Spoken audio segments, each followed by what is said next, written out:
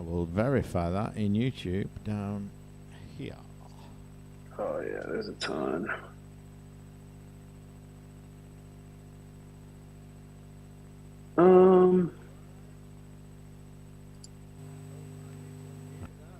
Hello. We are live. Wow, look at that. The wonder of modern technology. So, you have, welcome, I should say, to Live News for August 2023.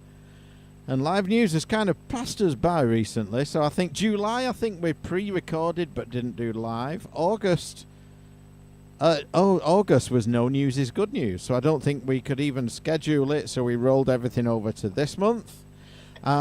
We should have had all four of us. Random, unfortunately, has got real life shit going on. And Mr. Schreiber is AWOL, as they like to say in the military. So, not sure where Scott is. He was due to be here. He may join at some point.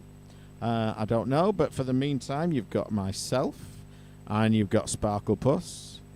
And Woo. we have both made notes because we've got lots of shit to catch up on. So, I'll go first with what we've been up to since we last spoke. I've had a couple of holidays, so we went over to the island of Anglesey for a couple of weeks, and we were joined by Little Ben in his caravan. Where the hell is that? Where's that island? So Wales. So if you look at the UK, Wales is a little bit off to the side of England, the west of England. It's a separate country, but all part of the UK, and off of that is an island towards the north called Anglesey. Lovely scenery, lovely countryside.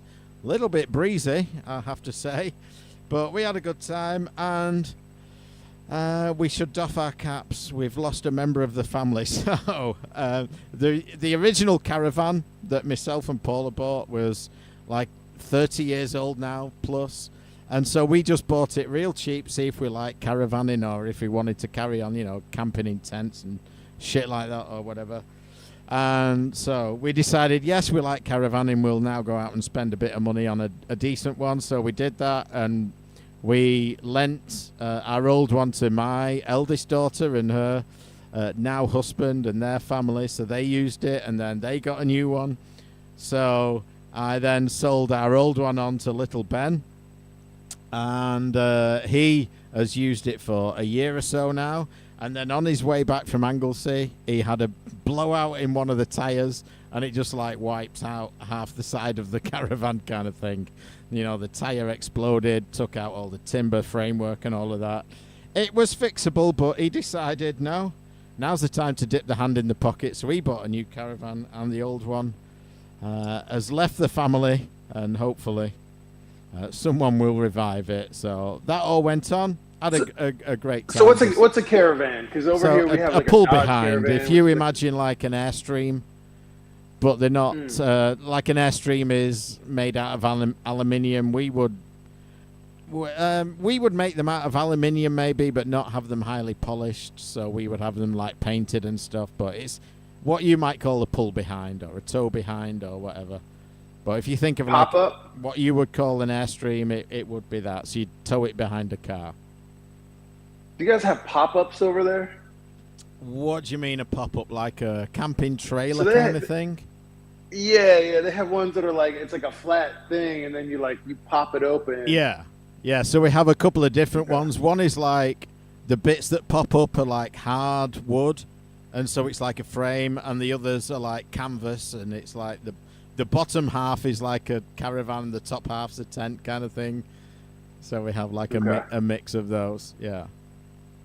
When you say caravan, I think either like the Dodge Caravan or like gypsies on some kind of like wagon type thing. Yeah, so they would be the original ones, but no, now. The beauty of a caravan is you tow it behind your car, you get it all set up, plumbed in and everything, and then when you're on vacation in it, you still have your car and you can go out and about, driving in your car kind of thing. Anyway, so podcast news. I wish Random was here because he came up with, what was it? Was it random questions or random thoughts he did last month? Just a line he did in that about original Australians. It just made me laugh. I wish he was here to talk about it, but he isn't. So maybe next time.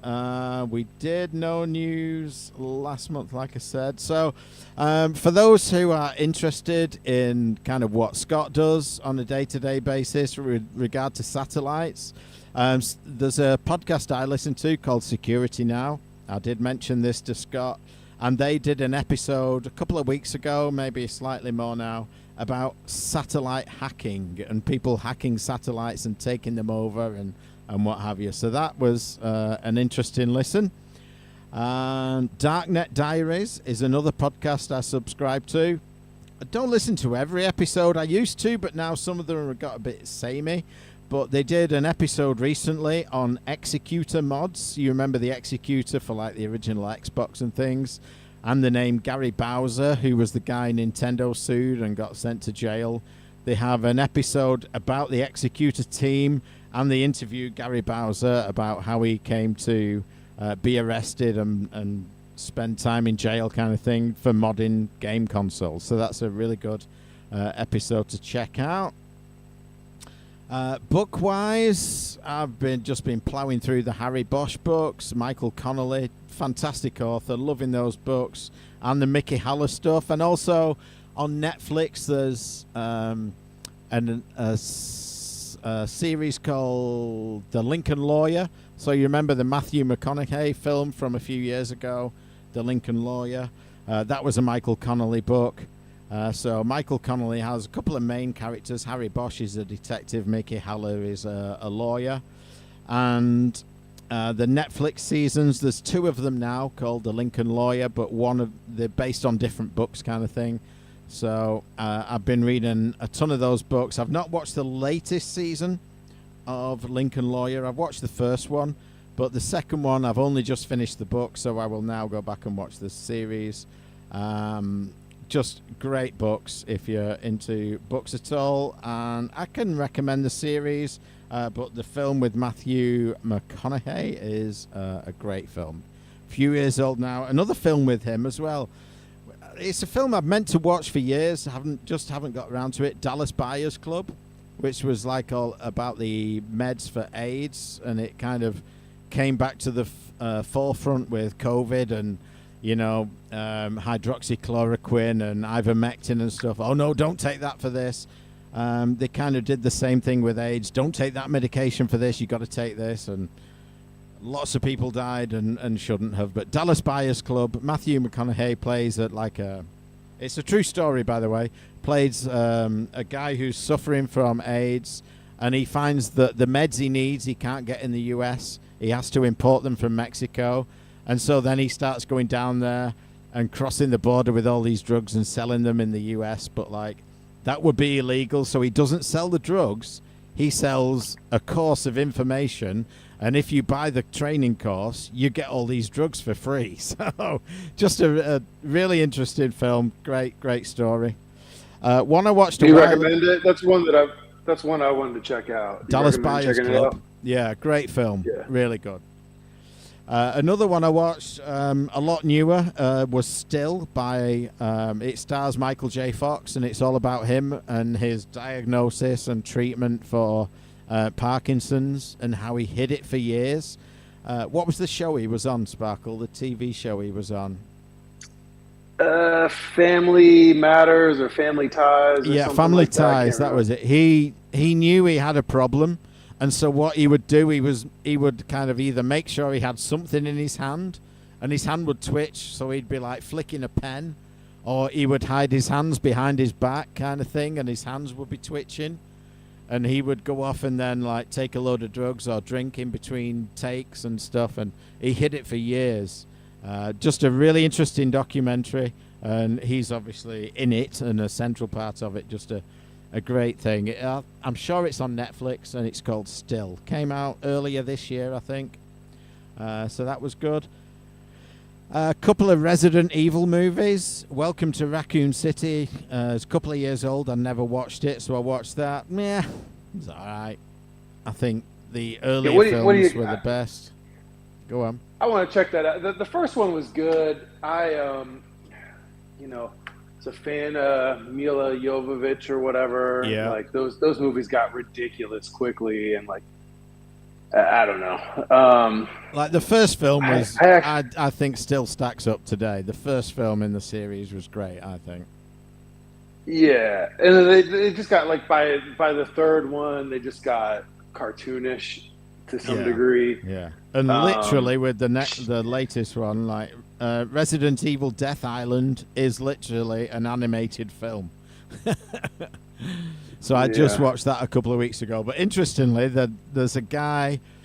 Oh, who does he voice? I meant to make a note of this. He voices like, is it Leon? He voices or one of the main characters, and it's a voice actor called Matthew Mercer, and we interviewed him a few years ago. I think Scott and SoCal interviewed him at Magfest a few years ago.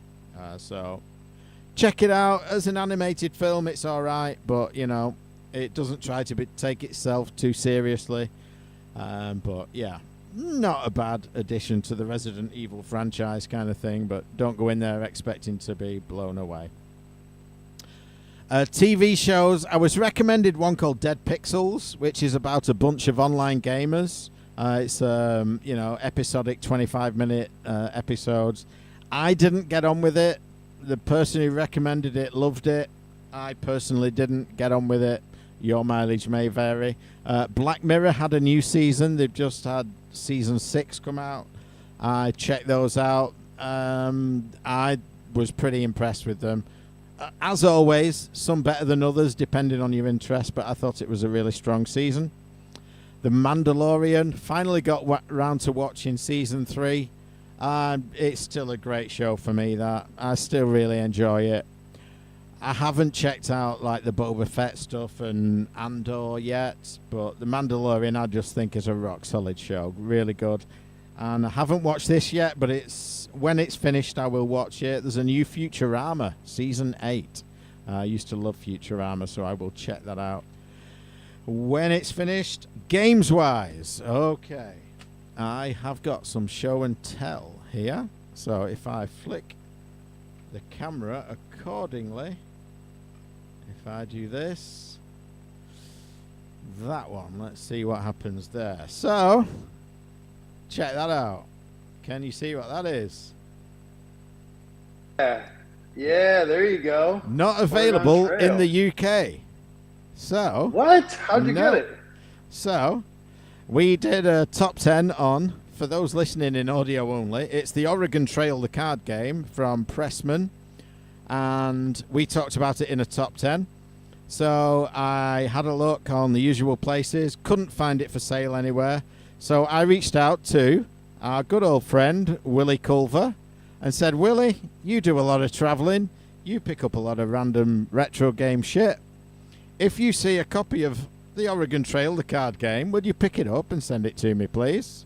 I will reimburse you. So Willie, the great soul that he is, went on Amazon, found it for sale there, bought it, and it was still sealed. So he sent me like a literal, fully brand new sealed copy of the Oregon Trail.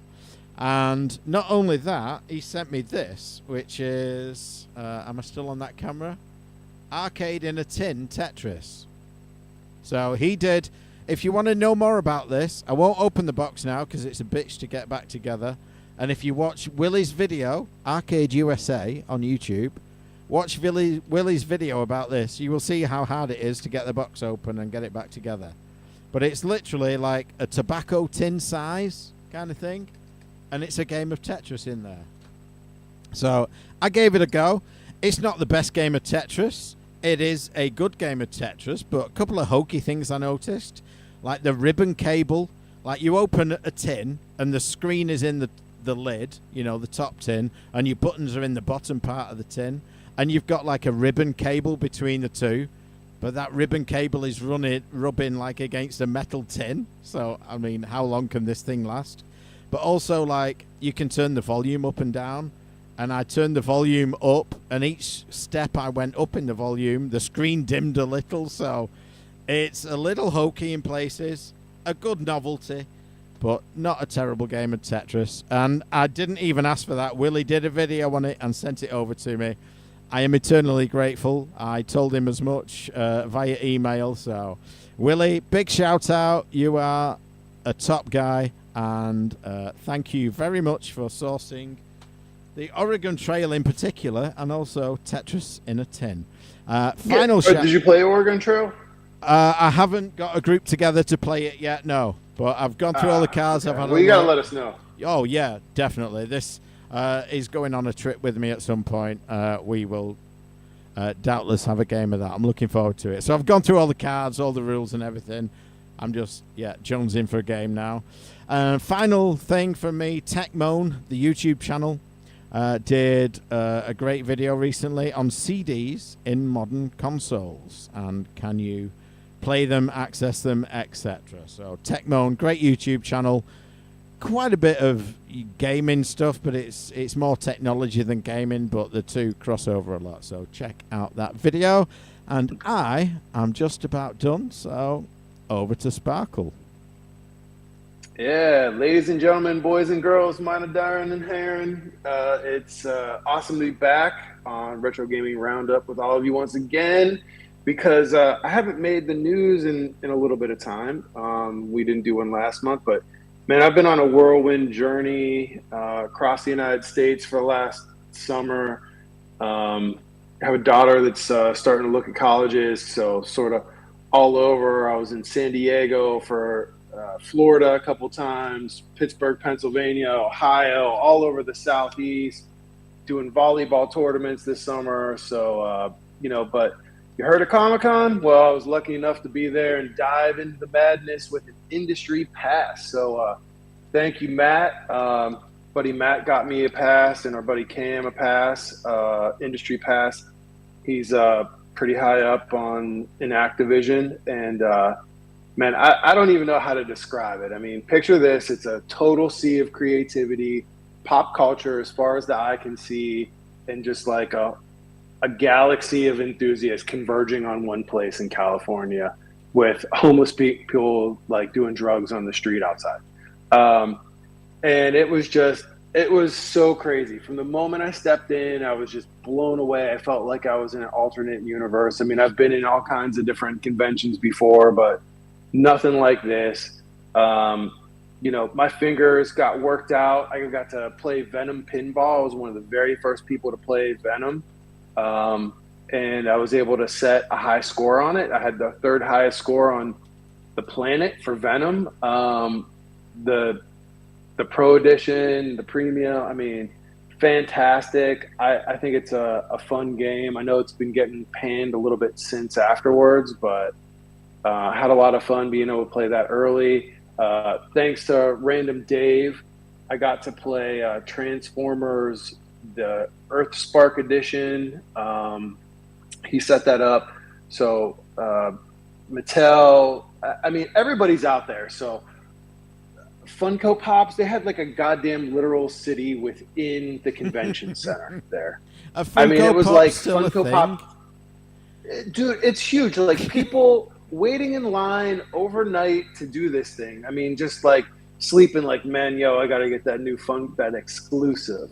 I got a couple exclusives from, I don't know, it was Hasbro or Mattel. I don't know. I got some kind of like die-cast AT-AT Walker or something, and like a Steven Spielberg Jurassic Park or something. I got a couple exclusive comics. One buddy waited in line the one day, but yeah, man, people like sleeping all night in line to get shit. I mean, I think there was like close to 250,000 people there. It was out of control. I was putting in between 13, 14 miles a day walking. I was there Wednesday through Sunday, and I closed it down. So I got in preview night early because of the industry badge, and it was cool because I got to go to the lounges and stuff like that. And I still feel like I've missed a lot of stuff. Mm-hmm. I was, as far as comics, how many people are there? Oh, like I said, about 250,000 people. Wow, Jesus. Yeah, dude. Like the whole city of San Diego was just completely sold out of hotels. I got to go on the USS Midway the first day I got out there. I got there that Wednesday, the 19th of July. Went on the USS Midway, which is pretty dope. It's an aircraft carrier that was in service for 50 years. Got to do that whole tour. I was on there for like maybe 2 hours or something. I mean, it's dope. If you ever go out to San Diego, you should check it out. I mean, it's just like mind-boggling how they built that thing. But you know, the comics are not really a huge part of the show. It's kind of all the celebration and stuff around comics. I mean, Diablo had a huge booth. There was a big Street Fighter thing there.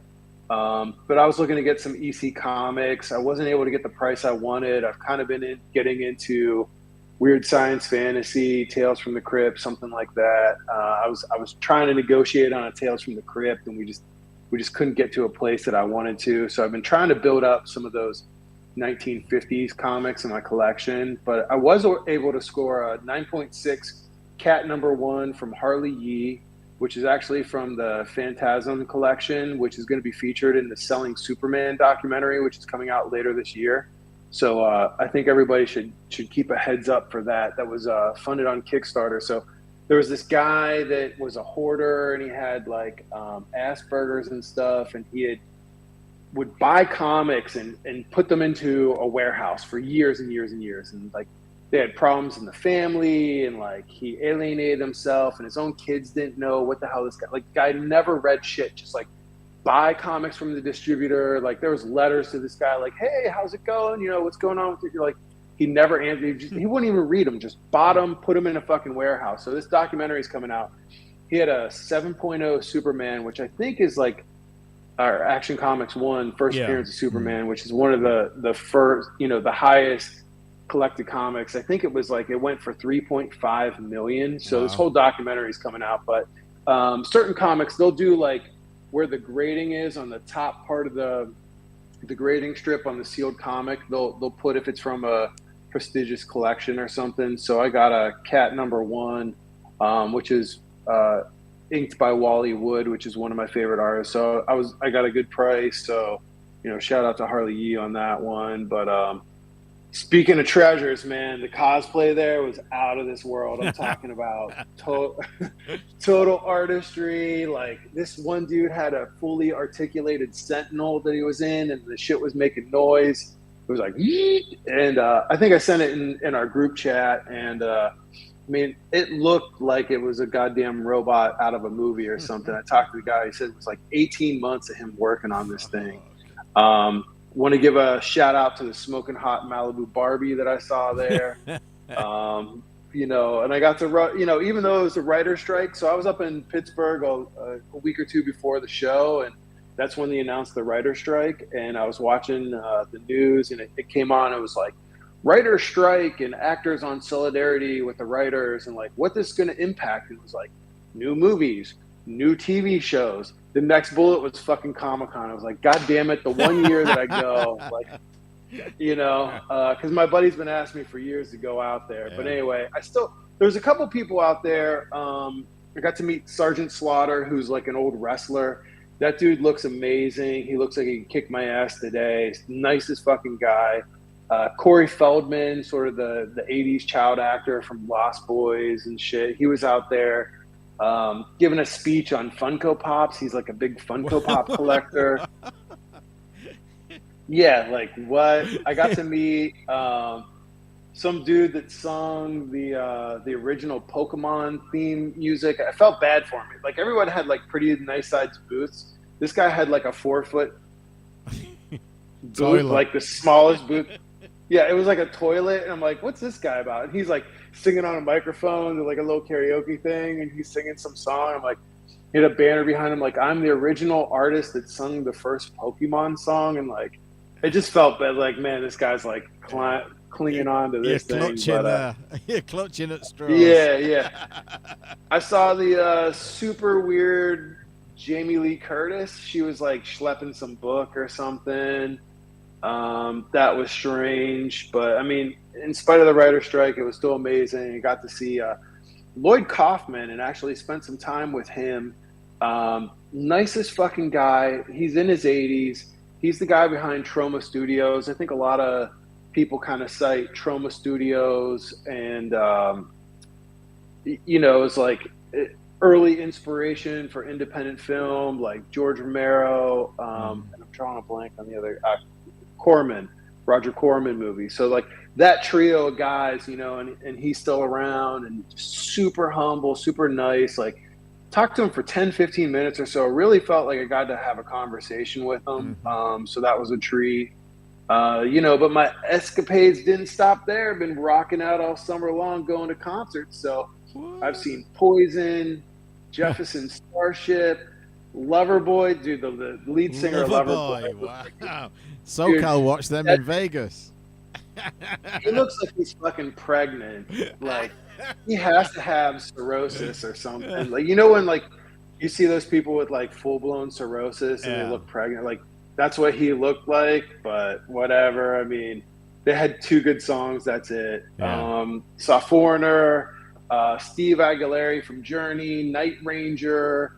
Even got to go see comedian Bill Maher last minute. There was like some tickets for $19. Got to see him. Pretty funny shit. That was good. And guess what, folks? Break yourselves, because I got box tickets to go see the legends themselves, Guns N' Roses, this upcoming week. So I can't wait for that. Is Axl Rose still singing with them? Yeah. All right. Who the hell was the guy that got kicked out of Guns N' Roses because he did too many drugs? That shit's funny to me. But it was the bass player, wasn't it? I can't shit. remember. Was it Nicky Six? No, was he Motley Crue? No. He's from Motley Crue. Yeah. Can't remember.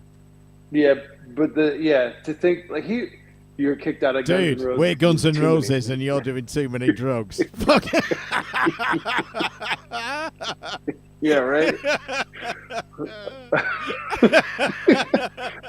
Like they did a literal song about heroin addiction. They're like, dude, too much. Like, you gotta go. Who's that guy? Hold on.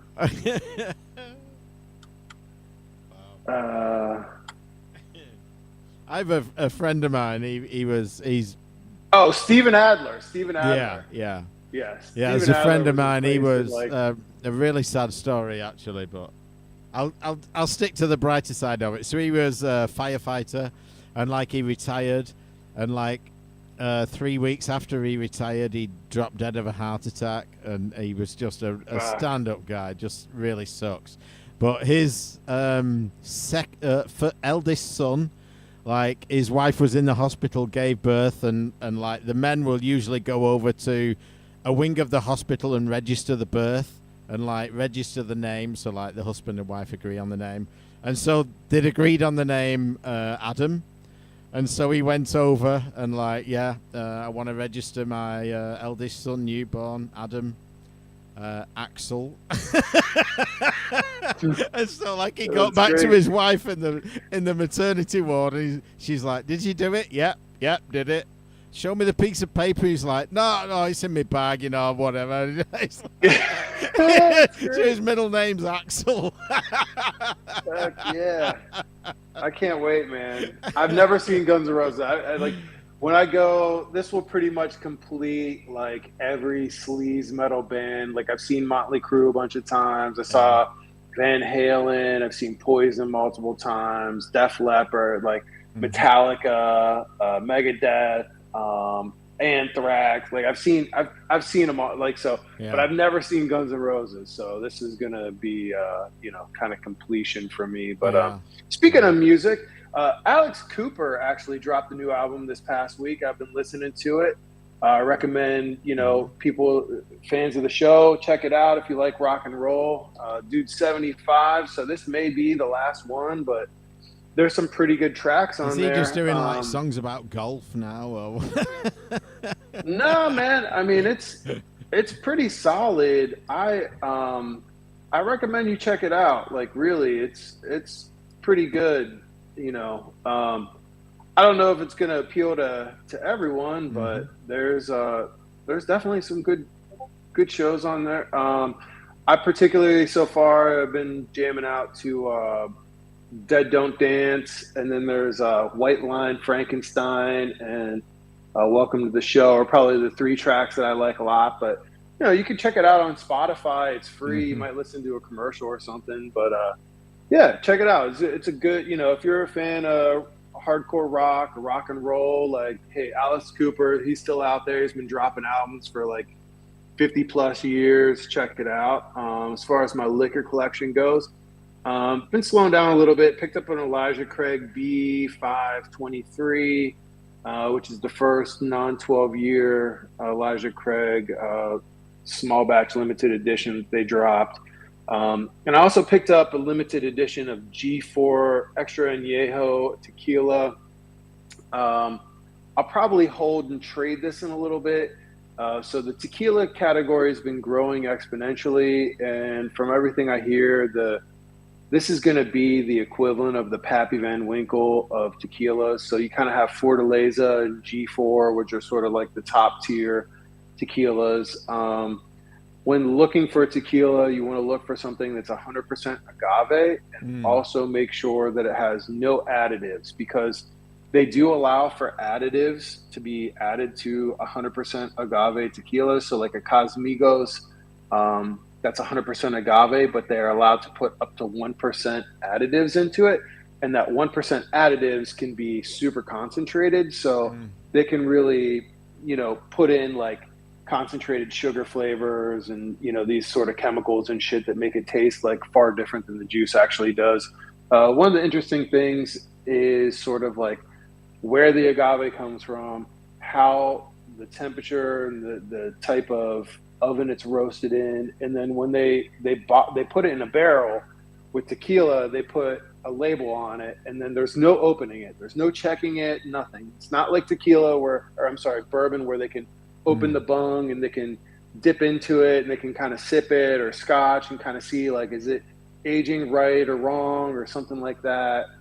They can't. Once it's sealed, and it's a mystery until they decide, hey, let's open it up and this is time. So that's why, the aged tequilas, I think a lot of people are trying to look for the flavor of the plant and get those like white pepper notes and citruses and stuff like that without the barrel overpowering it. So, you're not really looking for a tequila that's like 12 years old or something in most cases. You're wanting something that sort of still represents the plant and the cooking process. But anyway, just I know some of you guys collect alcohol as well, so take a look for that G4 if you can find it, or Fortaleza. As far as TV shows, been traveling a lot, so a lot of it's been on my iPad, downloads on the go.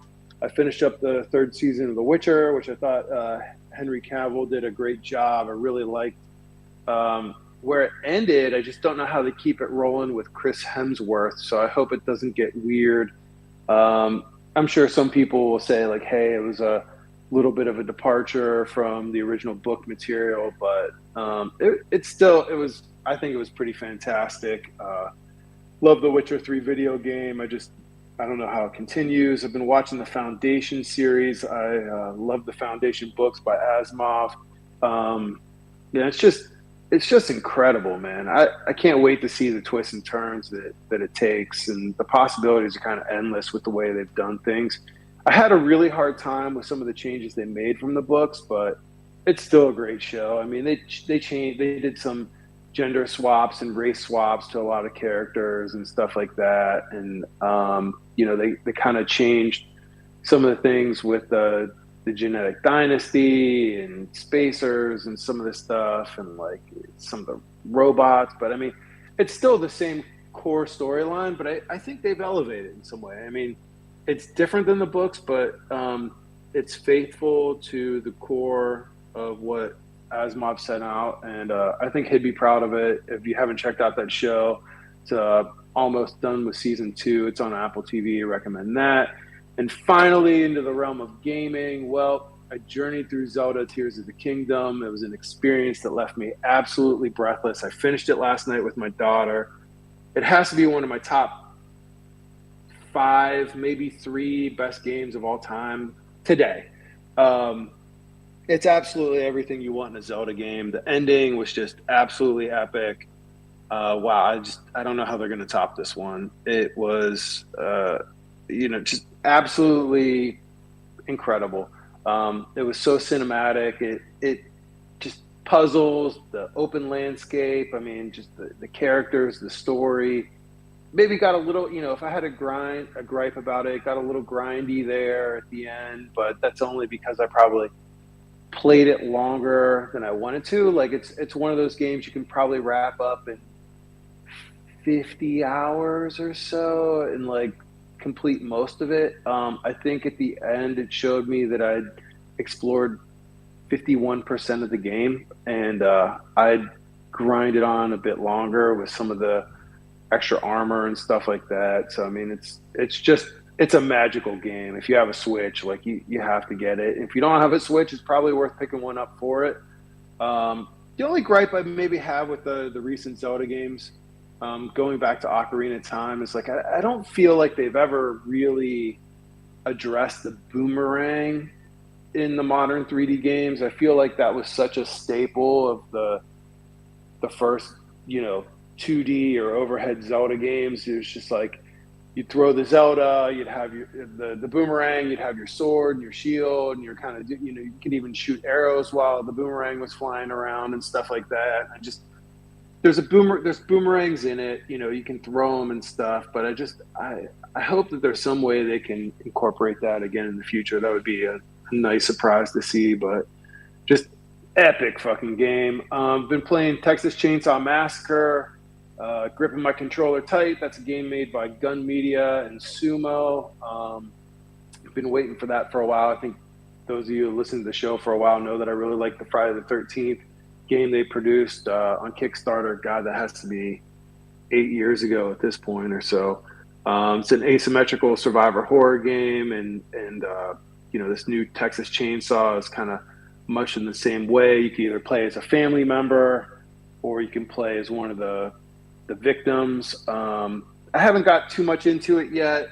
I think I really need to kind of learn the maps to kind of understand what I'm doing. But if you're a victim, you can kind of hide. You can build some traps. You just basically want to escape the house or the family, and the family has like the hitchhiker, the sister, Leatherface.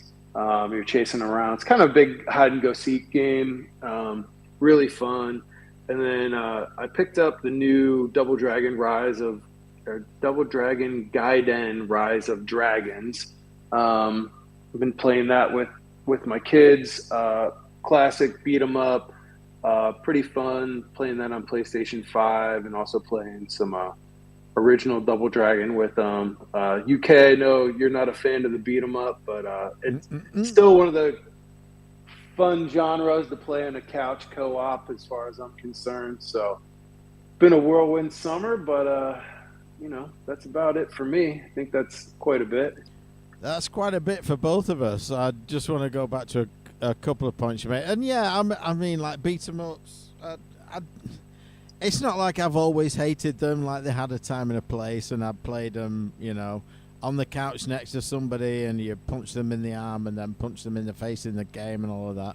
I've been there and done that, and I think I've been there and done that. I don't need a new game with better graphics to make me do the same thing again. It's just, like text adventures. I love those at the time, but my time with those kind of games has been and gone. But just going back to your tequila discussion, I don't know a huge amount about it. I have got a bottle. It's quite nice. I can't remember. I was going to go in and get it, but then I was listening to what you were talking about. But it's clear. So, like, is there a difference between, like, the clear bottles, the brown bottles? Is that a sign of quality, or are the good versions of both? Yeah, so tequila starts off as a Blanco, which is sort of the unaged tequila, early distillate. And then the next is the Reposado, which I think can be aged up to 1 year in a barrel.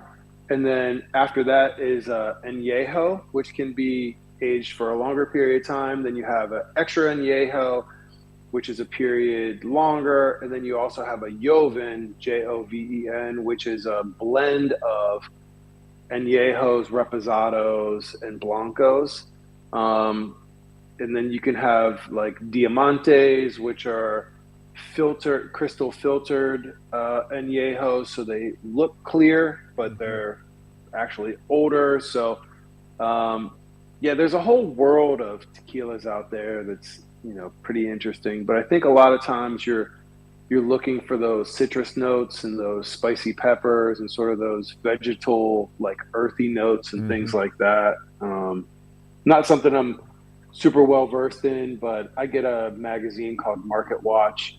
It's an industry publication. I'm in the sort of restaurant design industry, and that comes every month. And they show you like cases of alcohol that's moved and stuff like that, what's growing and what's trending. And tequila has been on a moonshot for the last decade. I mean, it's come a long way from Jose Cuervo, which I think a lot of people probably drank in college and got sick. And like Cuervo, to qualify as tequila, it really only has to be 51% real tequila, and then the 49% can be bleach. Like grain alcohol. Bleach, right? So that's what a lot of that like gross ass stuff was. And you know, a lot of that stuff really never made it out of Mexico until really the last decade. So I think you had like Patron and Don Julio and stuff were some of the first brands that kind of like picked up in the nightclub scene. And like now you have these ones like, you know, like Fortaleza or like Lalo and stuff like that are now like, you know, people.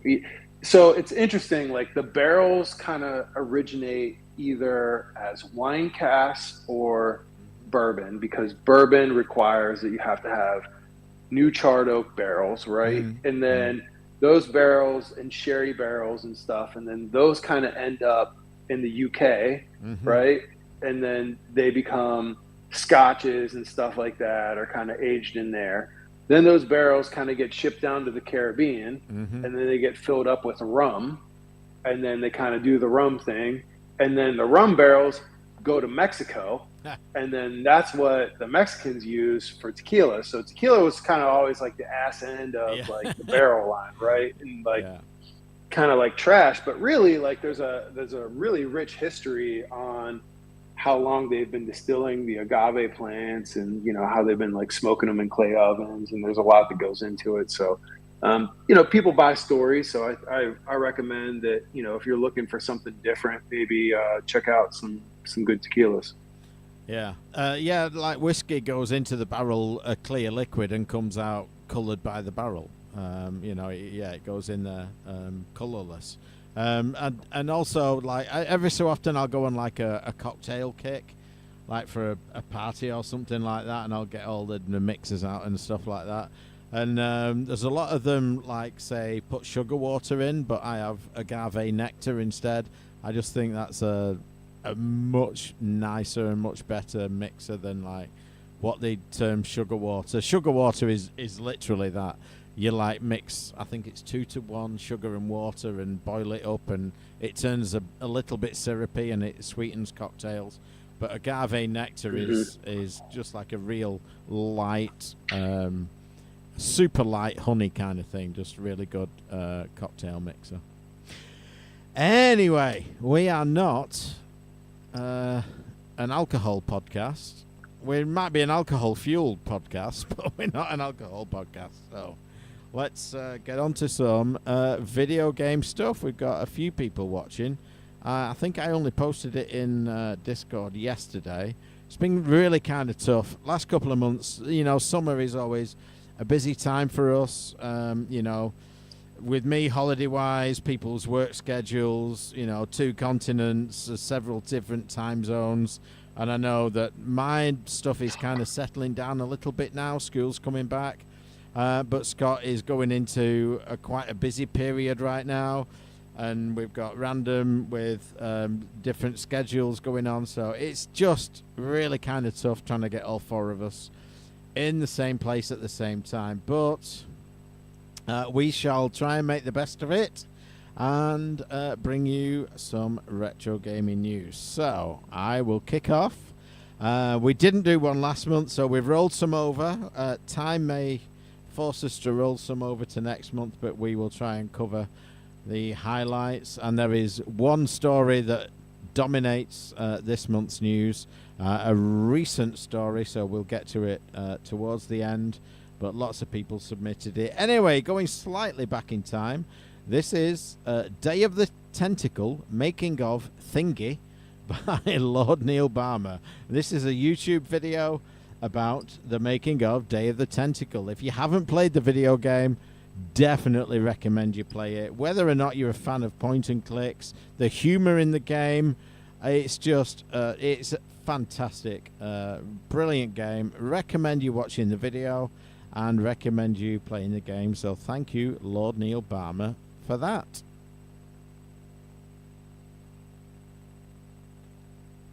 Okay. Let's see here. I got one from David Gyrich, and this is the spinoff that he's been waiting for. It is a fan translated into English. Let's see. Derek Pascarella, Nakaruo Ani Hito Kara no Okakama. So that's easy for you to say. Yeah, translated for the Sega Dreamcast. So it's part of the SNK Samurai Showdown franchise. It's also known as Samurai Spirits in Japan. And, you know, it was only time for Nakakuro to get her own spin-off game. So this was released in Windows 2001, and there was a Dreamcast version in 2002, but it was never translated into English, but now it has been, so you can play it. Looks pretty cool. There's a whole lot of stuff going on here. It looks like you could use the VMU and some other stuff. So if you're a fan of Samurai Showdown series and want to dig a little bit deeper, give this a spin. I do want to mention as well, we get quite a few YouTube videos as as news links, I should say. And one of our listeners, I would name him, but I don't want to name him because it might kind of reveal stuff that doesn't want to be revealed. But he invited me onto his family YouTube account, which means that I can now click on YouTube videos and not get a pre-roll ad.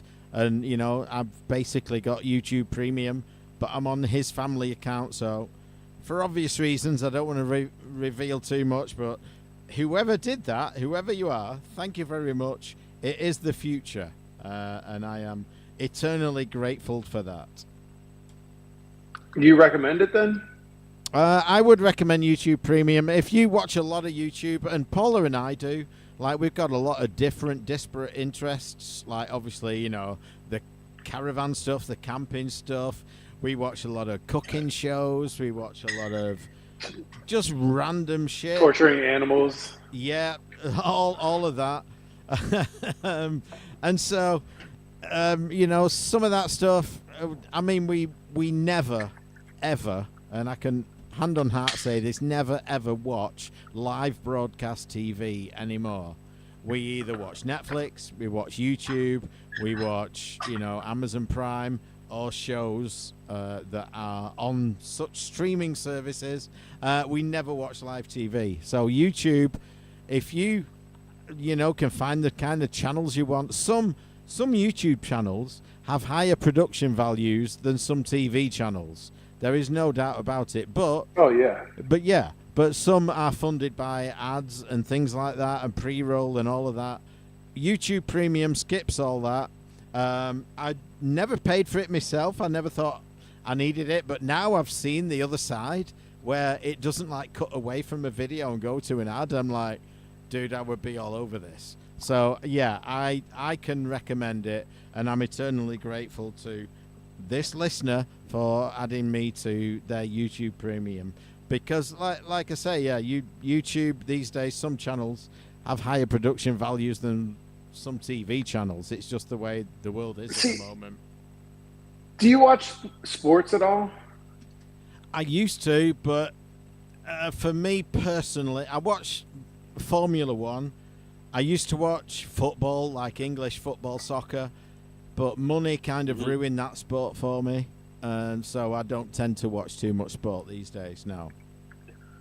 Yeah, I mean, I do enjoy some sports. I have ESPN Plus, so I can watch UFC. Mm-hmm.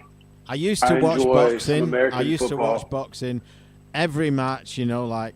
But the last big real boxing match I watched was like either whichever came later, Hagler versus Hearns, or like Mm. Tyson versus Frank Bruno. After that, like every boxing match was pay per view, and like I never paid for a pay per view boxing match. So that was literally that would be what, late 80s, early 90s, probably 90, Yeah. I guess. So I've never paid for anything since then. But I used to love boxing. Like Hagler and Hearns, I was there in front of the TV, glued to it. Used to love it. Yeah. I mean, the pay per view thing is interesting, but I almost wonder, like, so UFCs are, I don't know, $75, $80, Mm-hmm. something like that.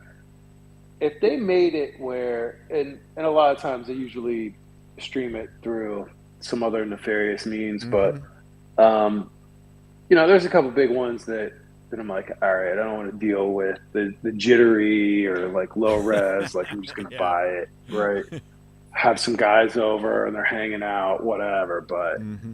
man, if they had hey, you pay $200 and Mm-hmm. you can get unlimited pay-per-views for the year, I think a lot of people would do that rather than like, I gotta pay 75, $80 and like pick a couple, like I think they would, if they did the math, they would probably have a lot more people that are willing to dive into something like that. I don't know, I but think so. And like I was talking earlier, like when we went to Anglesey in the caravans, there's like four couples that go.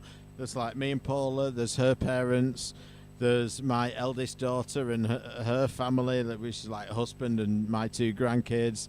There's little Ben and his wife, and his mum and dad came over for a couple of days in a hotel. So there's a bunch of us, right? And there's sometimes like a premium event on. There'll be like a boxing match or something. And they'll be like jumping through hoops. Well, if I do this and do this, I can get the boxing on this. And if they do it, I'll watch it. But like if they can't get it on, I'm like, well, so what? I'll look up the result tomorrow, kind of thing. But yeah, I can see a situation where a flat fee where you pay for that and you get access to all of that stuff could be fine. And yeah, I could see that. But yeah, I'm just not sure. I just really don't care about it that much anymore. well, something else I don't care about then or now is 30 years later, Misk is getting a demake for the Atari 2600 and reminds us how far we've come. This was from Lazy Dave. So, it's the article on Ars Technica talking about the demake of Myst, which, 1993, I thought Mist was a Cyan, demake. Mac. I think I've, dunked and shit on this game so many times on this show.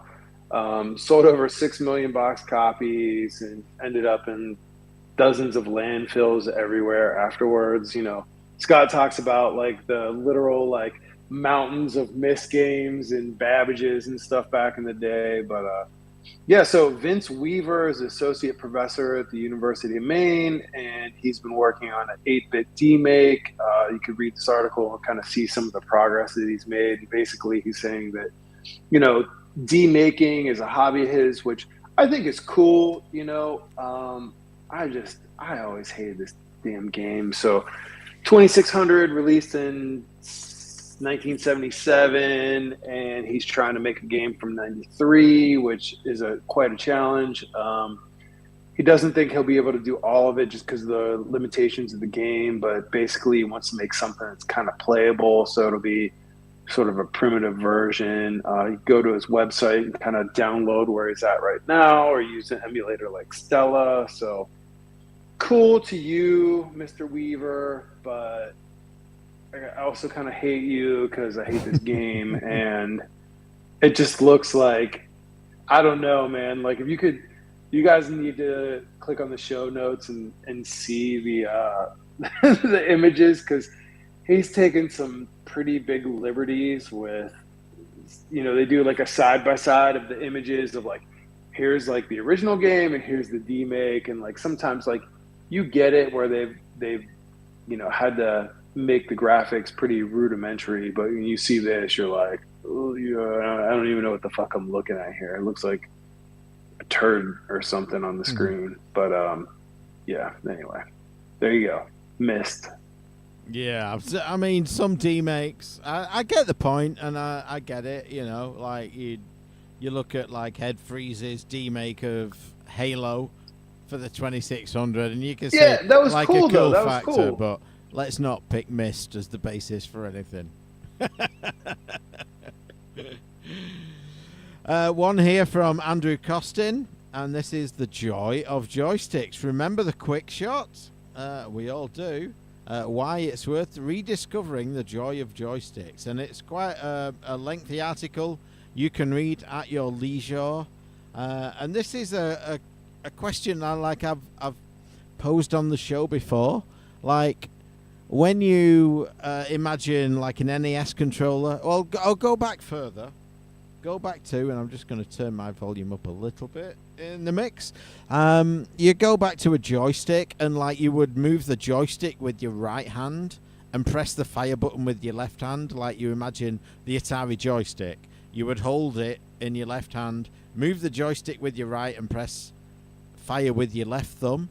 And then like the D-pad went to you're moving with your left thumb, and now you're firing and jumping with your right thumb. Like, how did that translate? And like that's just kept going ever since. But like, how did they make that switch? Was there like ever a discussion like, how are we going to make this jump? Yeah. Oh, let's just do it. People will do it. Wait a minute, but I'll say a lot of the early arcade games you were controlling with your right hand on the joystick and buttons on the left. But like there were some games like Asteroids where the buttons were on both sides, Mm-hmm. Yeah. But does it go back to the arcade though? Does it? Do people think about that when they're picking up a home game? I don't know. It's just weird. Like when you pick up your first NES game and like the D-pad's on your left thumb, and you're thinking, well, it wasn't like this in the arcade. I mean, you just get used to it, like it's a new thing completely. It's just weird, that transition, how it just happened, and no one ever talks about it. It's just odd. Something else odd. Why would people port the original Zelda to the Super NES? They wouldn't. Well, why would they do that? Apparently, smoother screen transitions, no sprite flickering, and there's a link to Twitter, which is now known as X, which is a whole nother thing. But you ever notice, like in news stories now, people say like, well, someone posted on X, formerly known as Twitter. They can't drop that Twitter, nomenclature kind of thing. It's happening quicker than I would have thought. Yeah. For as ingrained as like Twitter and tweets and everything else. I mean, like I have to say, like the transition's been quicker than I would have thought. Because I agree with you. Like the first week or two, it was like people still had like, when they linked to it on a news site, it was still like blue with Twitter. Now things are like already kind of shifting over. It kind of makes sense when you read what Musk said. Like tweets made sense when it was like people twittering and it was just like 128 character long things. But now it's like full video, live streaming, all this other stuff. So, I mean, I'm not trying to get political, but right, wrong, whatever, Twitter, yeah, like it's on X, and looks like Infidelity has ported over the SNES, but I can't quite figure it out, but he has a link to archive.org, but when I click on the link in his X, it doesn't go anywhere. I don't know if maybe this is because you have to add, hold on, do I have to add /?? To the end? No. I wonder if this has been shut down by Nintendo. But once on the internet, always on the internet. I'm sure there's some way of Is it the finding it. Zelda So SNES port? yeah. I can see a screenshot of the SNES, what would be like a SNES game box. Yeah, but I've been trying to download it and I can't. Oh, So right. I don't know. Yeah. On the Hopefully, archive link. No. Item not available. yeah, shut down. Thanks, Nintendo. Thanks, Dickheads. Nintendo. Yeah. Well, this one, sort of Nintendo related. Mario Brothers Game & Watch for the ZX Spectrum. It's a remake of Mario Game & Watch from 1983, compiled on ZX Bone. It runs on the 48K ZX Spectrum and emulators. And this one is, I think this is the Game & Watch where, I'm sure this is one of my favorites, like where up and down does something and left and right does something on the other screen, so it's like the cement factory kind of thing. I think it's that one. So this has been remade for the ZX Spectrum, so you can check that out. And Nintendo haven't killed it yet, which is always good. Okay, let's see. Charlie and some other folks sent in this story last month that because we didn't have news, but Sonic co-creator Yuji Naka was getting a suspended prison sentence for insider trading, along with a fine of just shy for 1 million euros. So the man that was the co-creator behind Sonic and also the ill-fated platformer Balan Wonderworld has been found guilty of insider trading, but will avoid prison. So he was arrested back in November of 2022 for insider trading at Square Enix, but he pleaded guilty in March. And then in June, he was sentenced to 2.5 years in jail. And then looks like it was kind of changed again. So let's see, about £1 million. Is the pound pretty close to the dollar at this point? I think it is at the moment. I've not checked in the last couple of weeks, but it has been recently. Yeah, which is interesting, though. The prosecutor said that Naka showed no signs of remorse for his actions. So, yeah, I made 10 million. The fine's 2 million. Okay, I'm guilty. Yeah. Yeah. He moved to. He left Sega 2018 when he moved to Square Enix, and then he purchased some shares in Aiming, a developer in which Square Enix had partnered with to get Dragon Quest mobile game, and that was done before public knowledge, and then their shares went up and blah blah blah blah. So some dirty white collar crime shit, and of course he's just gonna kind of slide free. So there you go. Yeah, and one here from, and that's kind of dragged on for a few months. That one we've mentioned, like Yuji Naka arrested, Yuji Naka in custody, Yuji Naka pleading guilty. Now Yuji Naka pleads guilty and pays a few quid less than what he actually made from doing it. So we go on here, Super Mario Brothers Wonder, which is that kind of the official title now for the next Mario Brothers game. It's from Neil Barmer, and he says, what do you guys think of Super Mario Brothers Wonder? Personally, I'm not sure about it. It seems like they've tried to mix new Super Mario Brothers with a little Yoshi's Island, making the art style a little more kiddie. I imagine I'll buy it, but I probably won't play the hell out of it like previous Mario games. I don't think I'm the demographic they're aiming at. We're probably not in general the demographic they're aiming at with new Mario games, but it looks interesting. I don't know a huge amount about it, to be honest. You don't have to know a whole lot other than you're going to buy it Lots of people are gonna buy it. Yeah. Doesn't matter. They could put out Super Mario's turd, Yeah. and you're still gonna buy it. Super Mario takes a shit. Yeah. I mean, And the sequel is Super This Mario looks like- drops a deuce.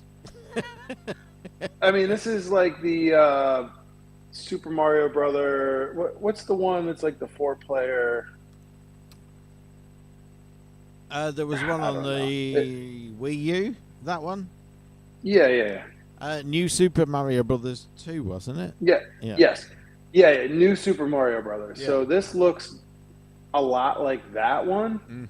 Mm-hmm. So I don't know. Maybe Neil hadn't played that one, but this looks like the spiritual successor to that game, and it was amazing. It looks like you could be like Elephant Mario or something in this one. Who knows? Like, they're just like, hey, whatever. You could trample your This absolutely, like, you play with friends and family.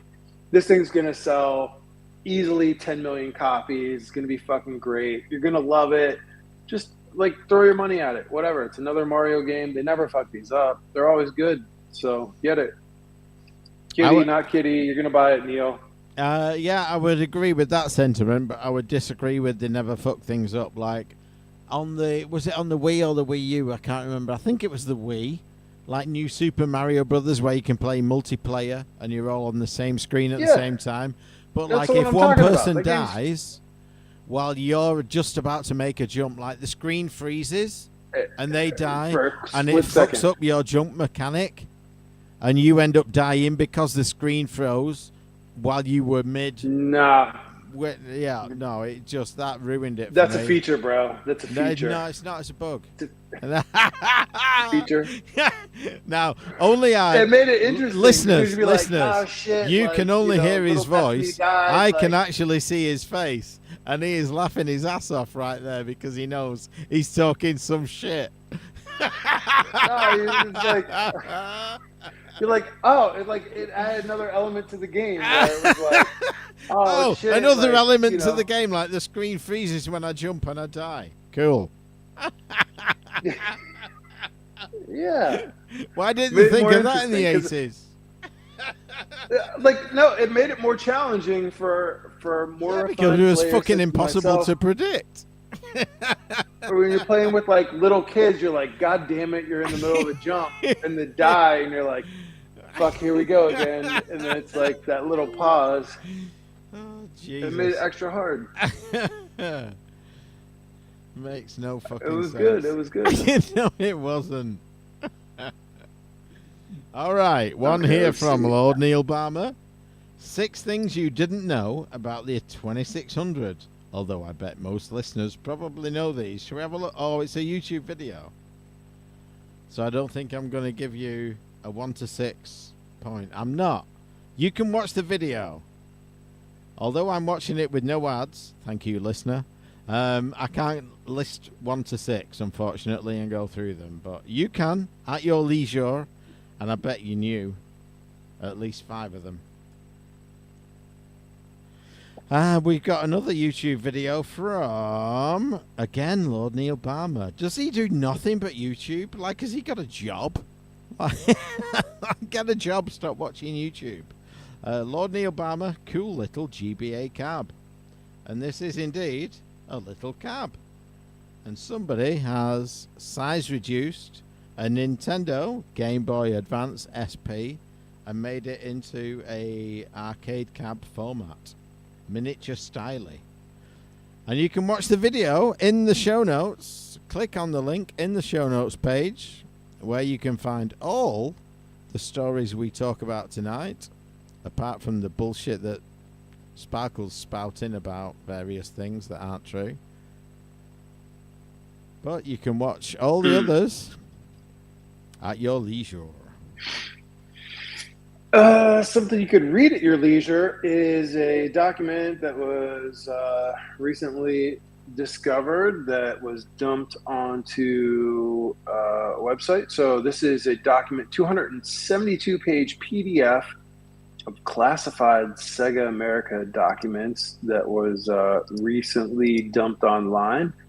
And this is from the the mid to late 90s on the Sega Retro Wiki earlier. Let's see, it goes on to talk about the former CEO of Sega of America, Tom Kalinsk, talking about the Sega Saturn console. And even though it was a flop in the United States, they were talking about how they're making this retail margin of 6%, meaning that retailers were only making $15 on every Saturn that was sold. The CEO said, "We are killing Sony. In every store, the Sega Saturn hardware is sold out, and there are stacks of PlayStations." The retailers commented they can't compare the true sales rate because Saturn sells out before they can measure it accurately. I wish I could get all of our staff, sales, retailers, analysts, media, etc. to see and understand what's happening in Japan. And they would understand why we will win here in the United States eventually. Ended up being a flop.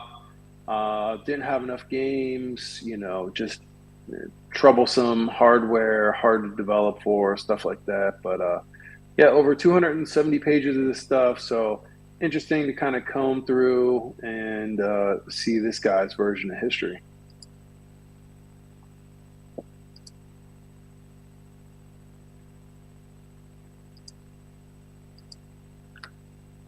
Okay, let's see.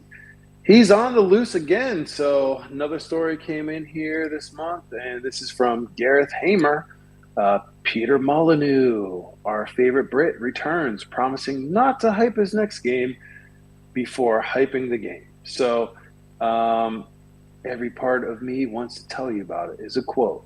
So, Peter Molyneux, famous for Curiosity by 22 Cans, the tapping game. He also did Fable and some of those, was it Populous or one of those that he did? But yep, he's hyping another game. He's exploiting a world environment mechanic that people are familiar with. It's going to be a lot like Fable, Black and White, Dungeon Keeper, etc. So he's out there again. I'm a fan of Peter Molyneux's games. I thought Fable was fantastic. Excited to see what happens. I think the 22 Cans thing kind of pissed a lot of people off. Goddess, Curiosity, a little bit of nonsense, but he's back at it again. I mean, I don't think we can deny that the guys put out some good games, so fingers crossed, hopeful to see what he comes up with next.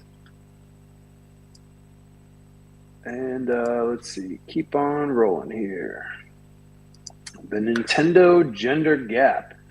So despite pledges, Nintendo still has a few female managers in Japan, by Stephen Totillo. So let's see what's going on here. Just 4.2% of managers in Nintendo in Japan are women, and that number's unchanged. Let's see, Nintendo wants to make an average a little bit higher. Right now, the women are only getting 72% of what men are paid. They attribute this to long-standing tenures in the company. Most employees at Nintendo are there 14.3 years, and they're mostly men, so they feel that that's some of the reason why. Nintendo Japan employs 2,779 workers as far as the end of March, which is kind of smaller than I would have thought. I mean, it's a big global company. I would have thought there'd be way more than, 3,000 people working for Nintendo, but kind of interesting. See, they calculated the rest of the world, the subsidiaries in North America and Europe, and that accounts for basically 23.5% of people are women. So, they want to recruit more women in the video game world. So if you, listener, are a woman or have a daughter that is interested in video games, perhaps they can build a successful career in Nintendo because they are actively recruiting more women in the gaming space. And I can say that for other companies as well. Having some friends at Activision and some other studios as well. They're actively looking for females. So have at it, women in gaming. Let's get you in there making some games. So I just went to the smallest room in the house, and on the way back, I checked in the liquor cabinet, and I've forgotten the name of it now. It's been 5 minutes. Something Patron, the tequila I've got. Does that ring any bells? Yeah? Patron. Patron, that's it. Is that Yeah. good, bad, Sounds like indifferent? maybe you had a swig. It's what? Sorry? Sounds like maybe you had a swig of it. No. Is it good, bad, indifferent? Are there different grades of it?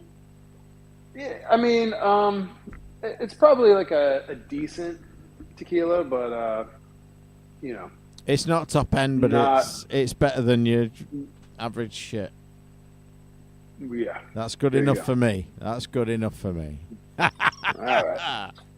I tell you what, though, the reason I bought it was I watched. So there's a show on YouTube called the channel is called First We Feast, and the show is called The Hot Ones, which is kind of a sub channel under that, First We Feast channel, and they have various guests on, and they go through.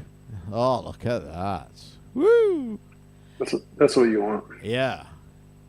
What's the one? Show the one on your right again. Fortaleza. Fortaleza. yeah. That's the one.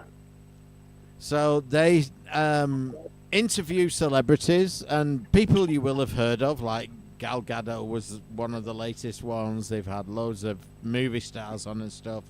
And they interview them while they eat increasingly hot chicken wings.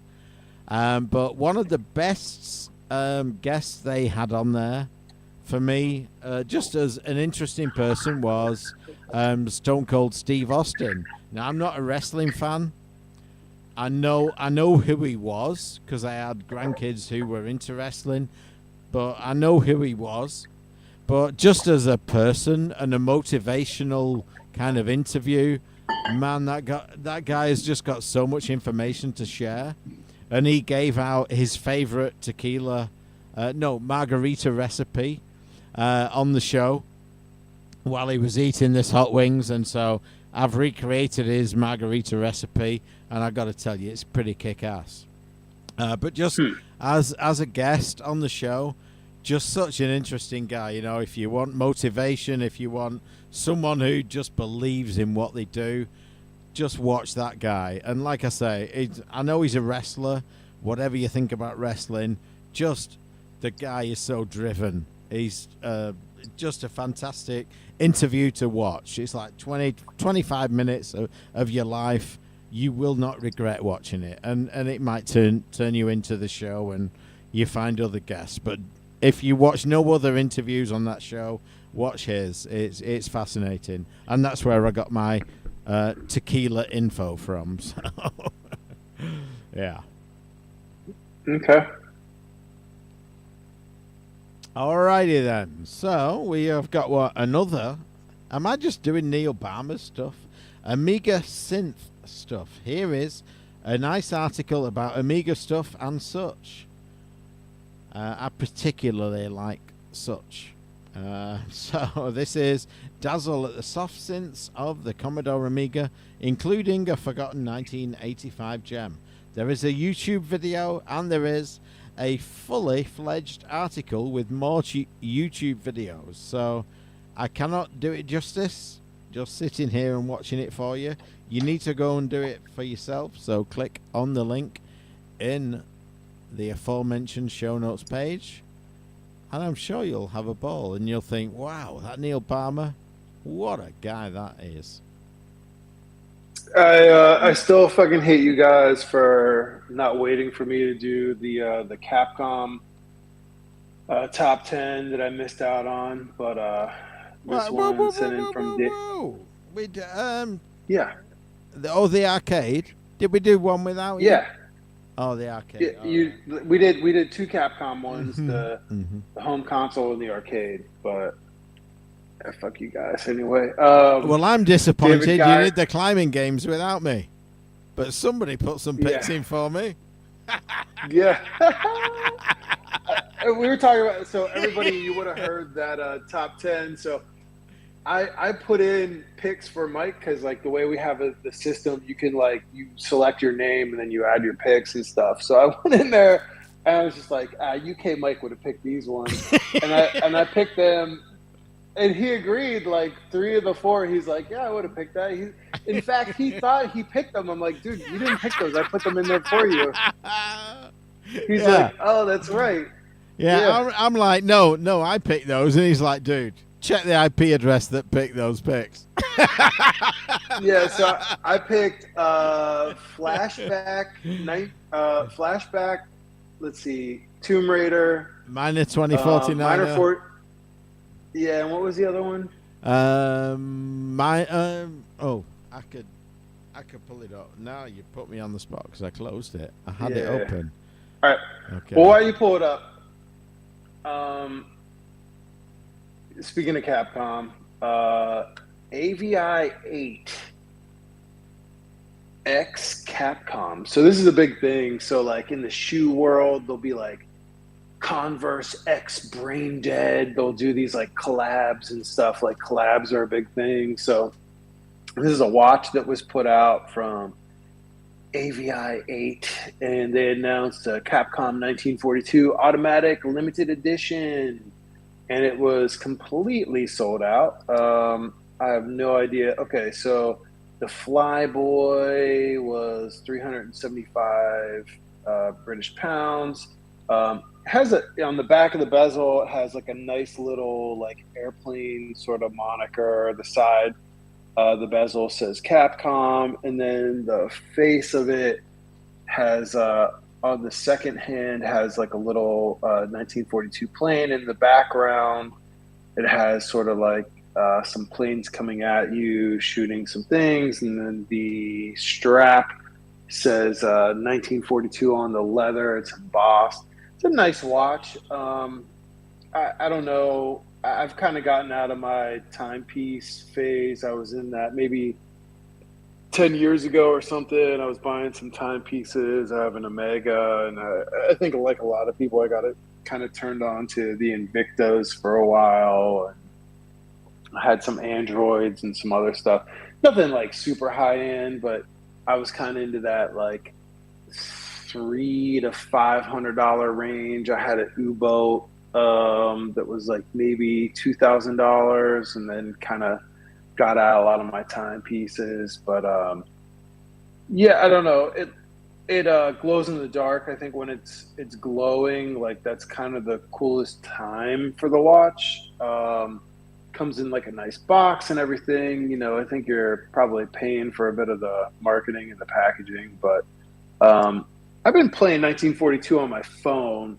That and Missile Command have kind of been a go-to for this summer. So, cool watch. You'll have to pay up to get one, I think, probably on secondary at this point. But, you know, hey, keeping the hobby rolling. Yeah, like what I used to like watches, but I've not worn a watch in years. Since phones became like you got a phone in your back pocket every minute of your day kind of thing. Phones just kind of phased out. Watches kind of phased out. And I used to have a friend who like he was a neighbor, and we used to go out like playing snooker every week and stuff. And he was like a big watch guy, and he spent a lot of money on watches. And he would have like he had a few Rolexes and a few like Omegas. And he would have this one, it was like an Omega Constellation, I think it was called. And he would he'd say to you like, you buy me a pint, I'll drop my watch in your pint. And if it breaks before you've drunk it, like you keep the watch kind of thing. And that was like his kind of thing. He would buy these like high-end watches and drop them in people's drinks. And if like it broke before they drunk it or whatever, he'd give it to them. And he always won. Like it just became his thing, and I'm like, yeah, I'm not that into watches. I like cool watches, but like Yeah. I don't need to wear a watch. Like, when smartwatches became a thing, like, I hadn't worn a watch for years, and I thought, I'll buy a smartwatch and I'll try it and I'll see what it's all about. And I bought one, and it's just like, yeah, I just really don't need to wear a watch. And it was like, yeah, That's where I'm fad's at. gone. Like I never Yeah. like I got my kids Apple Watches. I never got one for myself.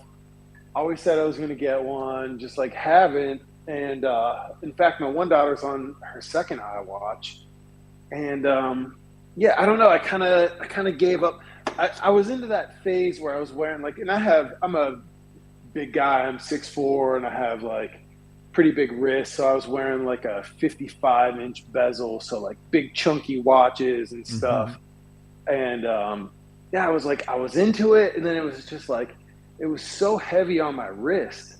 I was just like, what the fuck am I doing? And like I think I went on vacation, didn't take a watch with me, and then like it just felt like total freedom after a while. And I'm like, God, why would I put something back on my wrist? You know, and like I feel like, at least for me personally, I have to wear kind of a large watch in order for it to look right on my body with my face and design, you know, all that stuff. And like, I just don't want to wear something. Like, I'd rather wear like a little bracelet or something instead of a watch, like just as an accessory. Like, I don't want to wear a big heavy ass watch anymore. So just haven't got back into it. I don't know. Maybe I'll get a smartwatch at some point, but yeah, I'm done.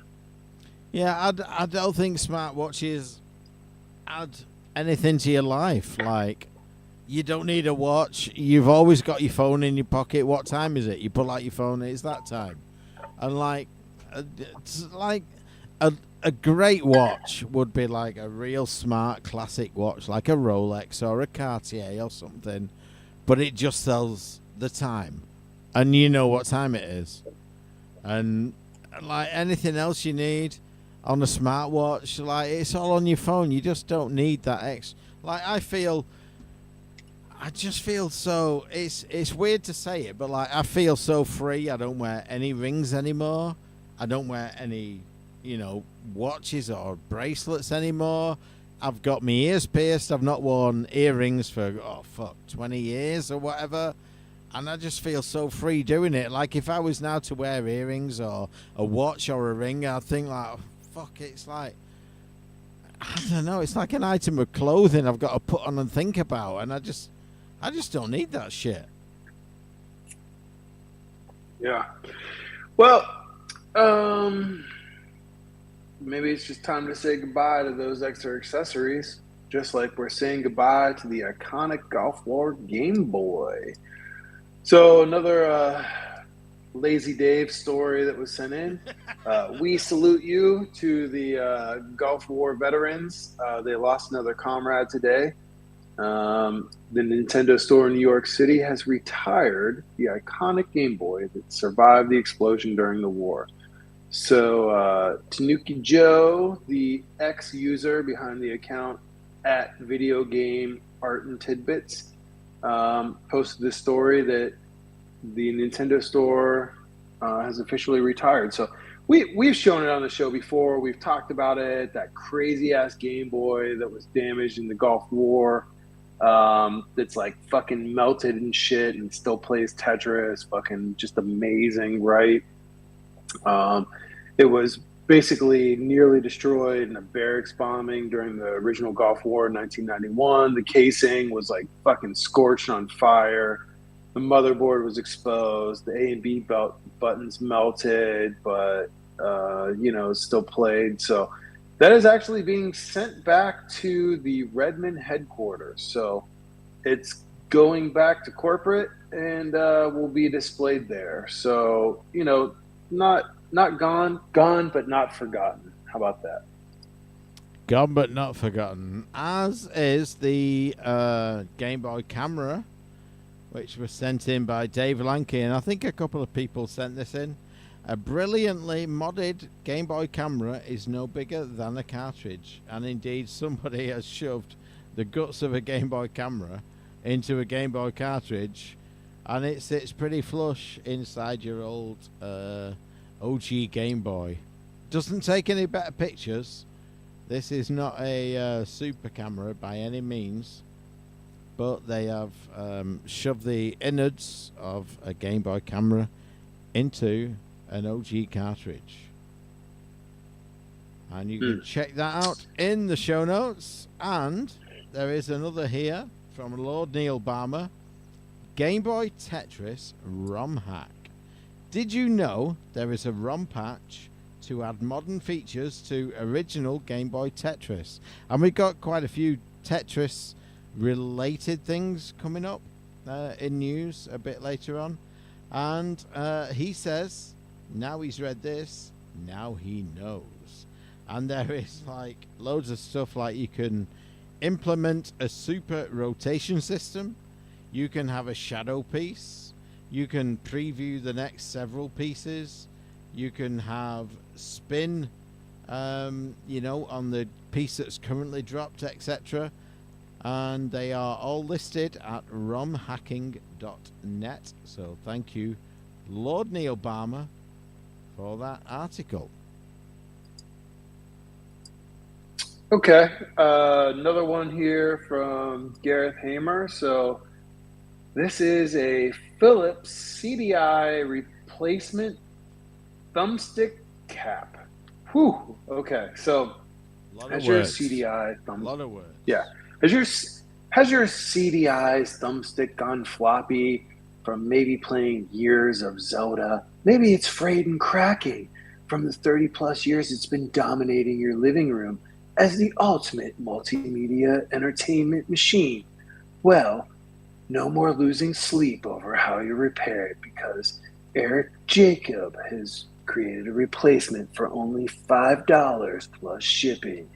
And it's available to match the original in black or limited edition blue.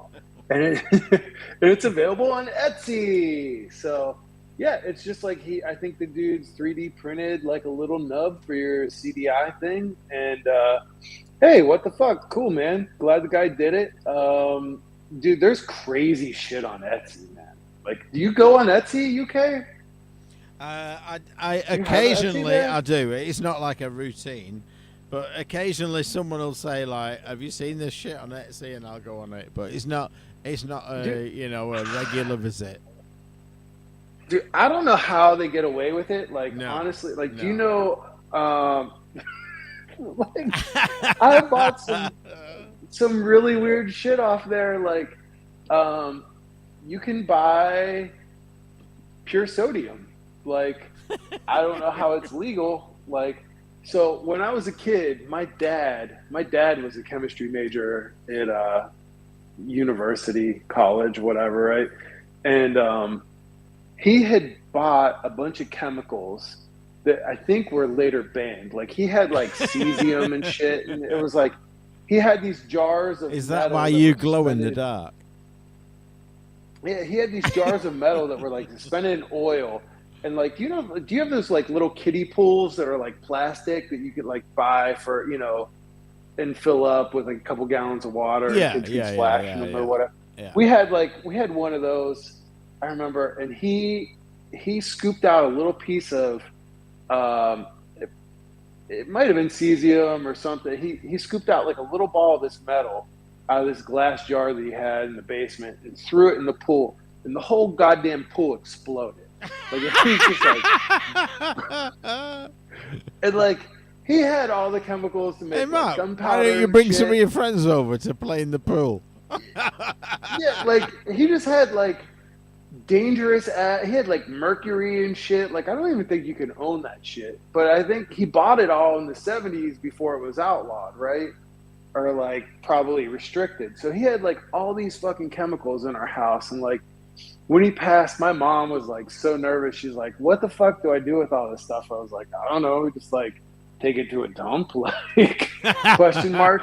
But so like, there's all these chemicals that are banned. So like, red phosphorus, for example, it's used in the manufacturing of methamphetamines.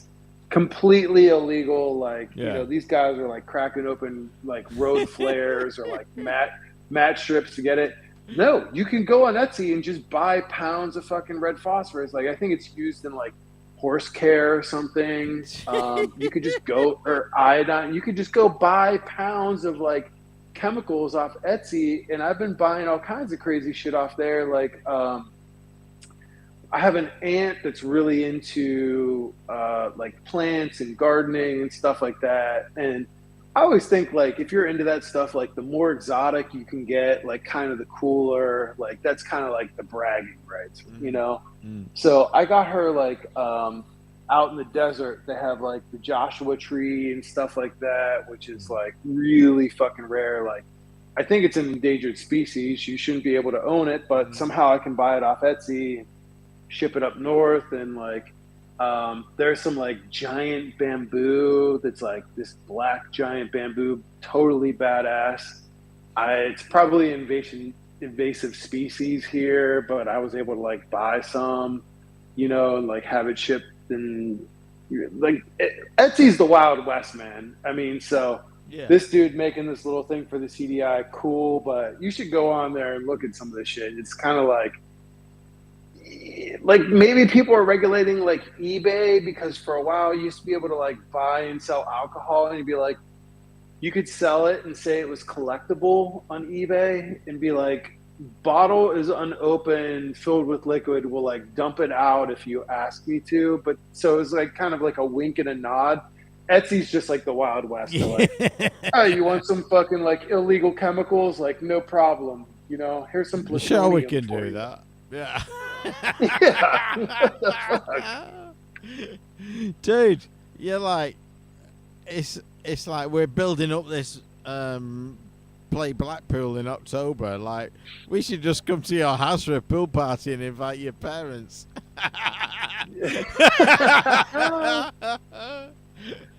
That sounds like some wicked shit. Oh yeah. All right, so we have talked about big dumps before. We've talked about big classified dumps before. This is a big dump of classified Sega 90s documents sent in by Random Dave. Oh, I did that while you were taking a dump. Did you? Okay. Well, yeah. My disclaimer is I was literally taking a dump while you did that. The history of computer monitors. Have you done that by Lord Neil Barmer? Again, no. A YouTube video, but he says here is something about the complete history of displays for computers. Could there ever be a complete history? I don't know. But Neil Barmer has done his best to submit it, and you can watch that video at your leisure. It's 50 minutes or thereabouts. So if you've got some time to spare, click on the link in the show notes and you can watch that very video. Do you remember those amber, sort of black and amber displays? It is a bit of everything, I think. I'm just clicking through it now. So yeah, it's I was pretty monochrome. young, It's got some vectors. It's got like an oscilloscope in there. Clicking through further, I'm assuming he goes to rasters. Yeah, and then bit of everything in there. Okay. Well, when I read this next story, somewhere in the United States, Scott Shriver is having a fucking stroke. If this is like a true story. So this one came in from Lazy Dave. End of a boy racer icon. It's a long way away from the classic XR2, but all hot hatchbacks have lost their way over the years. Ooh. And this is a story on The Guardian. Yeah, story on The Guardian. Ford Fiesta production ends of UK's all-time best-selling car. What the fuck, UK, Mike? Final vehicle factory in Cologne as car maker moves to electric vehicles. I just wait. What?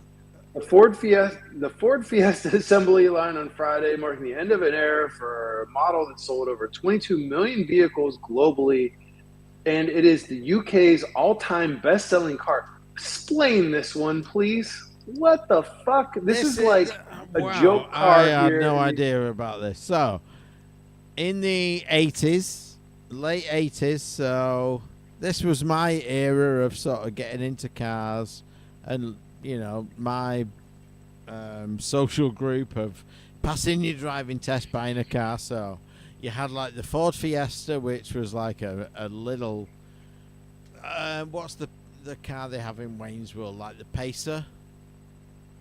Nah, if you had a Ford Fiesta in America, like you got beat up. Oh, so you know the Ford Fiesta, okay? So it's like a Yeah. hatchback car. So you But there had was like the there was standard version. barely. You had like the standard version, the Ford Fiesta, but then you had like the XR2, which was like the sporty version. So the engine was upgraded, all the chassis, suspension, the interior, and then later on you had the Escort, the Ford Escort, which I don't think you got in the US, but like Yeah, we had the Escort. I had an Escort. I don't think it's the same Escort we got, but like that was the XR3, and then again you got like all different versions of that. Everything was super upgraded. Then you had like the XR4, which was like the Ford Sierra, and like everything was upgraded again, suspension, interior, engine. You'd have like twin what were they called, twin what were they called, K&N air filter, the twin Weber 40s on the engine. So like everything would be souped up, and like the Fiesta was like a family hatchback, but the XR2 was like the sporty version. And so I knew both versions. Like I knew people who had the plain Ford Fiesta for running the kids to school, and I knew like people who had the XR2 that was like for just twatting about, and doing stupid stuff in. So I had no Was it like idea the it Ford was- Focus? Is that what it like the It was American an Ford- older version of the Focus. So like rallying, Colin McRae like made the No. Ford Focus like trendy, and the XR2 No, was it like was never good. The XR2 was like the rally version of the Ford Fiesta before rallying can't was be. sort of trendy. This can't be the same piece of shit car that we had here because Probably isn't. like if you had one, listen. I'm telling you, if you had a Ford Fiesta in America and you showed up somewhere, You got beat like up. you're getting punched in the face. Yeah. Yeah, like Yeah, it was no. just. Well, maybe the plain old Ford Fiesta. Yeah, it was like aimed at a small family. 2 parents, 2 kids, little bit of luggage, job done. But the XR2 was like the sport version of that. It was like they used to call them in this country hot hatches, hot hatchbacks. So like the engine would be tuned, like the interior would be like you get more like bucket seats rather than conventional seats and belts and things, and it would just all be upgraded. Like the XR version Wow. was the sport version of it. So it launched in 1976. That's the original Fiesta, yes. The XR Wow. version would be, I would say, early 80s. Wow, I- from yeah. 2000 for 12 years, 2009 to 2020, it was a top-selling car in the UK. Yeah. Hmm. Yeah, I would go with Crazy, yeah. crazy. But like, don't forget also, like we have smaller roads and generally smaller cars than you do. So the Fiesta for a family of 4 would be like, wow, that'll suit our family of 4. That's just fine. We can go shopping. We can take the kids to school. We can do, whatever. That will. Be I have a big enough. big SUV. I have a big SUV. Well, so do And I. my kids are but like, we're not. Can we generous. put stuff on the roof rack when we go on it? Like they want to like lay down the seats and like basically be like laying down and Yeah. shit when we go on road trips. And it's just like fucking crazy. Anyway, Yeah. got one in from Glenn Minette. And this is, hey guys, hope you're all well. Stern has announced their newest release, Venom. It has the Marvel logo on it, and I'm guessing it's a comic character. And the way they announce it, outlining different steps and different days, timelines, announcement below. And guess what? I got to play. He sent this to us on July 17th. I got to play it on July 19th, and it's good, man. It's fucking great. It has Doppelganger, has the clones you play versus Strife and Ravage and like all the different Venom characters. I think it's good. It seems like it's gotten poo-pooed a little bit, but it's Spider-Man, it's Venom. It's like if you're, 80s, 90s guy or something, you're into Bagley art, McFarlane art, you got to get Venom. So I think this is going to be really popular for sure. So is it like a typical pinball? You love the theme or hate the theme? No, I don't know. Like it has this thing where like Doppelganger swings out on sort of like a mechanical arm, and then you go into like Maximum Carnage multiplayer, and like I said, I only played this this is a month ago at this point, a little over a month ago at Comic-Con, but it was fun, man. And it was like after I played it, and people are kind of like, some reviews went up there like, oh, it's not as good as like Avengers or Mandalorian or something. I don't know. I had a lot. It was really fun. It wasn't too fast, and I felt like some of the shots were like pretty open and stuff. It's not as good as Godzilla. I still, when I can kind of get my daughter into college and stuff, and got a couple other big ticket items I got to take care of first. I plan on getting a Godzilla, but aside from Godzilla, I'd say it's a fun game. Like I would like to own one. I would own a Venom for sure. If like I just had Scott Schreiber money, I'd be buying one. Plunking my money down on a pre-order or something. It's good. So you're still up for Blackpool, perhaps October? I don't know if I can do it this year. If I can't this year, I'll be down for next year for sure. Okay, there might be a Venom there. So, one here from Gareth Hamer. Update Windows like it's 1998. Tonight we're going to party like it's 1998. And this is Get Windows Update to work on Windows 9X. And so this is someone who's recreated a Windows Update server. So if you install Windows 98 on, say, a VM or something like that, you can go to Windows Update and update like it's Windows 98. Not sure why you would want to do that, but you could if you wanted to. All right, got one here from David, and this is the making of Steel Battalion, the ultimate hardcore mecha experience. Want to mention one of my good gaming buddies, one of my good bros from college. Kenny just told me that Armored Core is fucking amazing. Armored Core 6 came out, so if you're into the whole mecha thing, maybe that's something. It's a new game that you want to check out, but this one, the quote is, "I felt the anger against the entire industry. You're all just making the same old shit," which is a pretty cool fucking quote. Hifumi Kuno, let's see.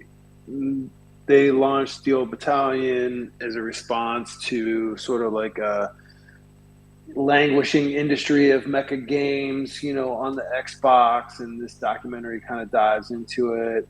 Steel Battalion released on Xbox in November of 2001, so 22 fucking years ago, man. Can you believe it? No. None of this timeline that we're involved in makes any sense. Nah, man, it still seems like relatively new to, I don't know, like I was talking to someone today, and so we've been at an event today, and there was maybe alcohol involved, which is perhaps why I'm not Yeah, sounds like it over ticking there. on all Yeah. cylinders. But anyway, I was like, Uh-huh. she's like, well, so do you want to? Are you staying on tonight? And I'm like, no, I've got to go home and record my podcast. And oh, you do a podcast? When did you start that? And I'm like, 2009. She's like, 1, 2, 3, 4, 5. That's like 14 years ago. And I'm like, yeah. And it's like, where the fuck have those 14 years gone? Oh, shit. Drinky Time UK. Yeah. Back in action. Yeah. Crazy. Yeah. It's crazy, man. I mean, honestly, I threw in the group chat like, man, like CG 2014 that we all did is nearly 10. Yeah, almost like it'll be 10 years next year. Like it's coming up on a 10-year anniversary of that. 10 years since I took a break from CGE, walked up to that pool, sat on the poolside with my legs in, and you turned up, and I'm like, Mark, fucking hell. Like, look at the shit we've done, and like, my legs are killing me, and you're there, and you're like, check out this shit, and showing me nose piercing and all that shit, and tucking it up inside and pulling it out, and I'm like, fucking hell. I just want to rest my feet, and you're, what the fuck are you doing here? That was 10 years ago. Do you remember that conversation? That's crazy. Yeah, dude. Like, I somehow I ended up like playing craps with like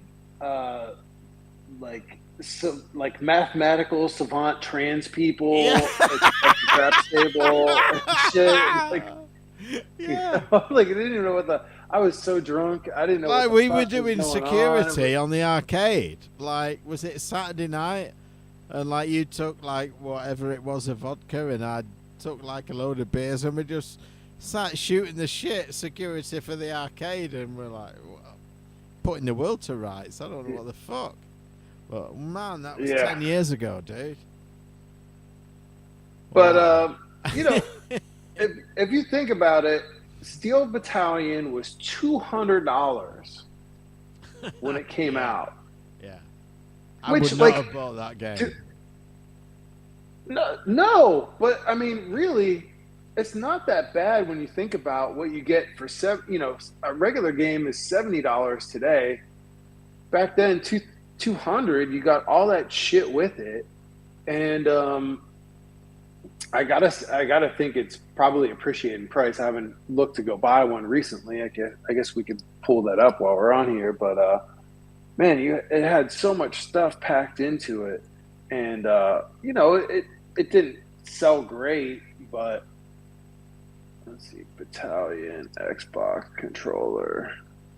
If anyone wants to buy a controller in the UK, I've got one for sale. PM me, email me, whatever. Oh yeah, you're looking around $300-400 for some of the early sealed ones are like close to damn $1,000 now. Yeah. But I mean they've certainly appreciated in price. You're looking at $300-400 for one that looks like. But I think even if you pay top dollar for one today, I don't think you're losing money on that in the future. Like some things you think you buy now, say you chuck a few quid into something now, and it may go up or down. I think Steel Battalion will always hold a premium, definitely. Well, and it's like one of those things to think about, like the audacity that they had to put this out at retail. So there's a report this week, earnings call in the United States, where, one of our big retailers, Best Buy, had missed some profit because they attribute it to theft. Mm-hmm. And that they said that they have so much theft here in the United States that they're missing their profit earning on their earnings call. And there's other big box retailers like Home Depot, Lowe's, Walmart, right? And they're all like they're experiencing so much. It's called shrink and leakage, are sort of industry terms. Yeah. we experienced that at grocery and restaurant as well and stuff like that. And it's like, it's kind of fascinating to think like, you know, at least here they've kind of decriminalized certain levels of theft so much. But, you know, Walmart, Target, all these companies here, big retailers, having a real hard time with theft, leakage, shrink, that kind of thing. And like, to think the audacity, they put out this giant fucking controller 22 years ago, right? And everyone was like, oh, this is like crazy. I mean, I remember when they did, when I was a kid, and G.I. Joe had the USS Flag, right? And then they had the space station or the space shuttle. They had the aircraft carrier. I mean, giant goddamn toys that took up like huge shelf space and stuff like that. Like, no one would think to do anything like that today, right? I mean, shipping's a premium, shelf space is a premium, theft is happening, all this stuff. So it's like, you know, it's kind of a relic from a bygone era where people were willing to take a chance. Like, I couldn't imagine putting something like that out today. Like, it just wouldn't happen. You know, like, things have been shrunk and made diminutive and everything else. So kind of a cool little, you know, docu-series back on the making of Steel Battalion. So something definitely worth checking out. Still a great game today, you know? Yeah, it is. It's certainly the best of its ilk. My only sort of, not necessarily criticism, but downer on it is that the actual gameplay screen is so small in the center of everything that's going on around it. But yeah, just to actually think about making a controller like that and selling, you know, a game and controller like that, it just wouldn't happen now. And it's relatively recent when you think about it in the grand scheme of things. And nobody is going to do anything like that, you know, these days. Just not going to happen. Not going to happen. Okay. Let's have a look. What else we got? This one is from Random Dave. It was marked as spam, but we'll treat it as legit because it's him. It's fun to cook up the stupidest idea. The people competing to make the worst computer games possible. So, why has he sent us this? Let's click through that. No, I don't want any of that information. Thank you. Can I get to the actual story without signing my life away? Perhaps not. So what is this story? Retro video games have never been more popular. Mostly because gamers have never been older. The home computer generation of players are now in their 40s and 50s. Yeah. The oldest of us are still in our 50s. And as we get older, we're spending more time down memory lane. Who wouldn't want to replay the classics of their youth on mini versions of original consoles and computers? So is this just a marketing campaign for mini devices? Perhaps. And now via the yeah, old people like to play old shit, I think, is the takeaway from that story. Old people like to play old shit. let's just call it. You don't need to read beyond that. No need to read between the lines. Just read the actual lines. All right. I sent in one here that came out recently. So WordPress just announced 100-year domain name registration. What? 100 years. So who's this for? I don't know, but you can get 100-year plan. It will cost you $38,000. And what that will do is get you a 100-year domain registration, managed hosting, 24/7 customer service, all at one easy price. So that works out to $380 per year. You get a secure domain. You get multiple backups, data centers, geographics, top tier management, unlimited bandwidth, dedicated personalized support.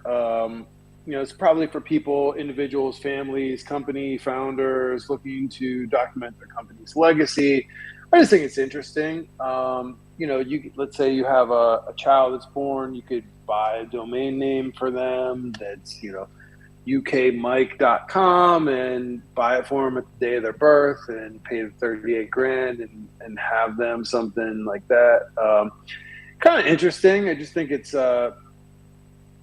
usually these things are kind of sold in 10-year increments is sort of the max. I think standard is 1 to 3 year. You can get up to 10. I don't think anybody's done more than that before, but, as we start trying to get towards the end of the show for this month, I want to address one that, God, it seems like easily a dozen fucking people have mailed in, and this is. Let me guess. The Atari 2600 Plus.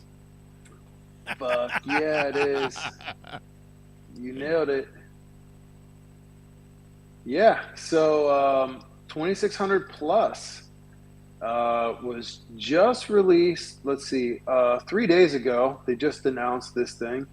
And this is the new 2600 Plus. It is retro gaming at its finest. So it's basically a replica of the 1977 original. It comes with HDMI, USB-C. What I think is cool is that it accommodates the original and new cartridges, and it will play 2600 and 7800. And it comes with a 10-in-1 cartridge. Let's see where I lost my story. It has Berserk. Wait, no, that's not it. 10-in-1. I don't know. And they also have a new game called Mr. Run and Jump. See, I can't find where the 10-in-1 games are offhand. Let me find if I can find that. But this was a little bit of a surprise. It seems like the new Atari guy, CEO, is trying to do some stuff.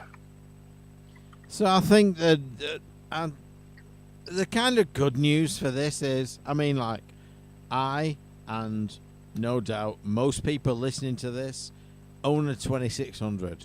We own a 7800. Some of us may own a 5200.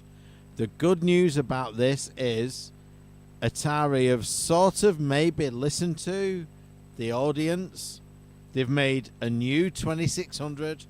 It uses the original wood front, the wood look front panel, but it will play 2600 and 7800 cartridges. So it's got a bit for the old people, it's got a bit for the new people, and if you own a collection for this system already, your games will already work in it.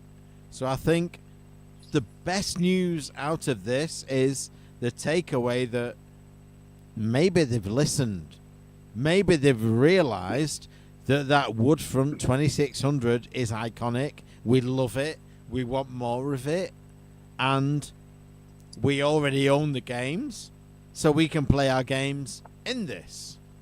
And I think that is perhaps the best takeaway from this. I think it's a great product if you don't already own it. I've got a 2600, I've got a 2600 Junior, I've got a 7800.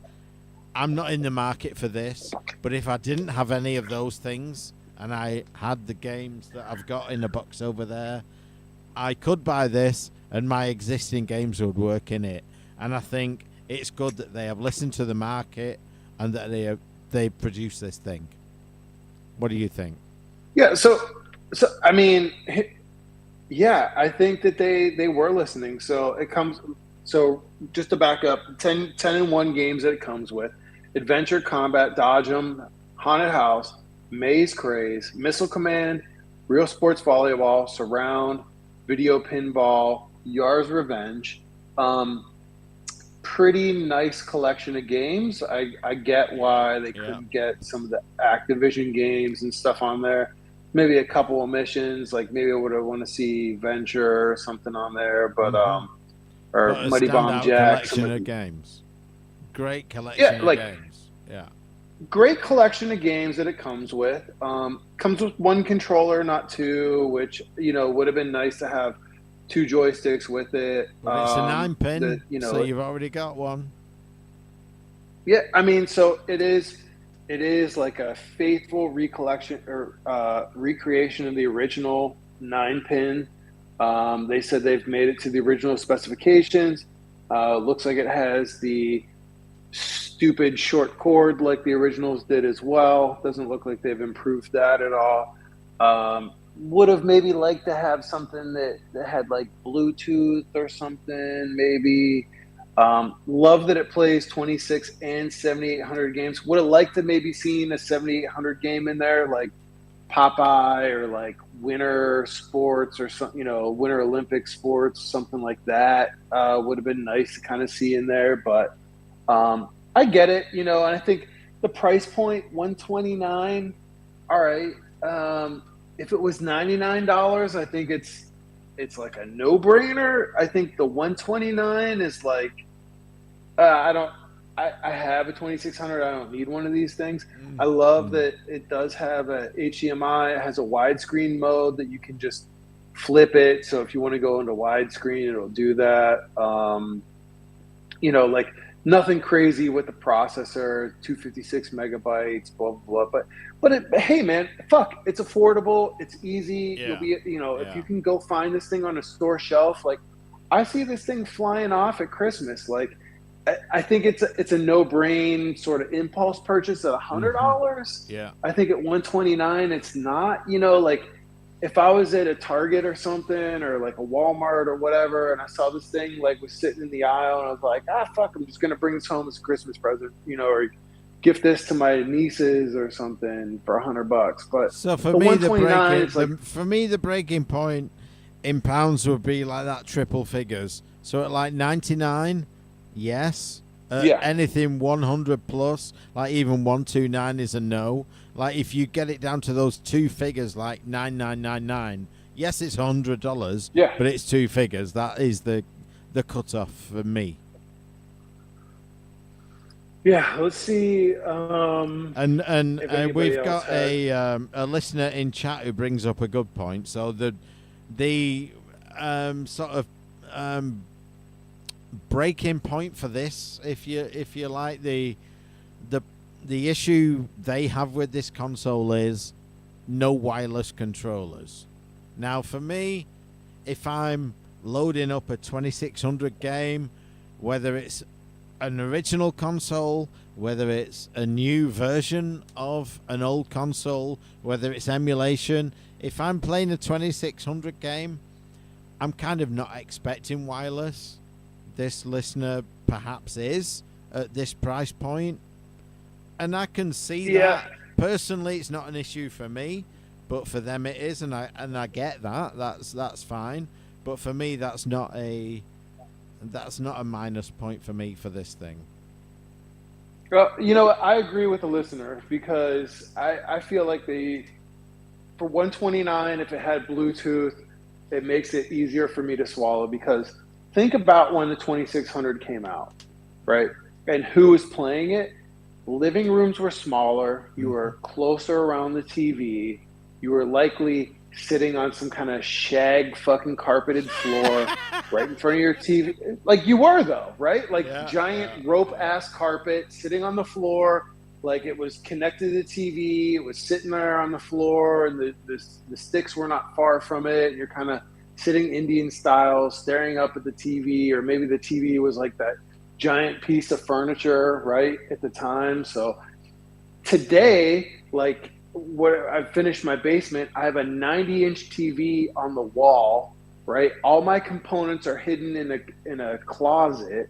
You don't even see anything, and the couch is a good 15 plus feet away from the wall, right? So like, or in my living room, same thing. We have like an 85-inch TV, like everything's hidden, like you don't see any of the components, like you just click a Bluetooth controller and play on it. So I mean, everything's like far away. So unless you have that sort of old school setup, most people are not going to be sitting kind of on top of their TV because the TVs are just so much bigger now. Okay, so the viewing I distance. get that, but let's think about this.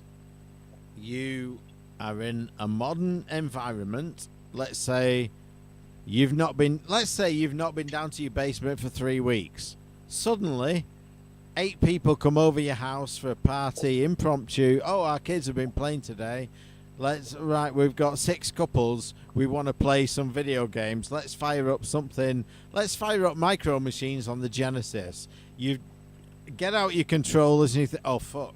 Oh, my batteries are dead. I'm going to have to plug all this shit. Has anyone got any double A's? Have you got any triple A's? Have we got anything we can charge up? Have you got just batteries? Or are yours lithium ion we can charge for an hour and then play? Like, literally, you just want to plug shit in and have it work. Would you not rather go with cables than batteries that run out and aren't there when you need them after 3 weeks of non-use? I don't know, man.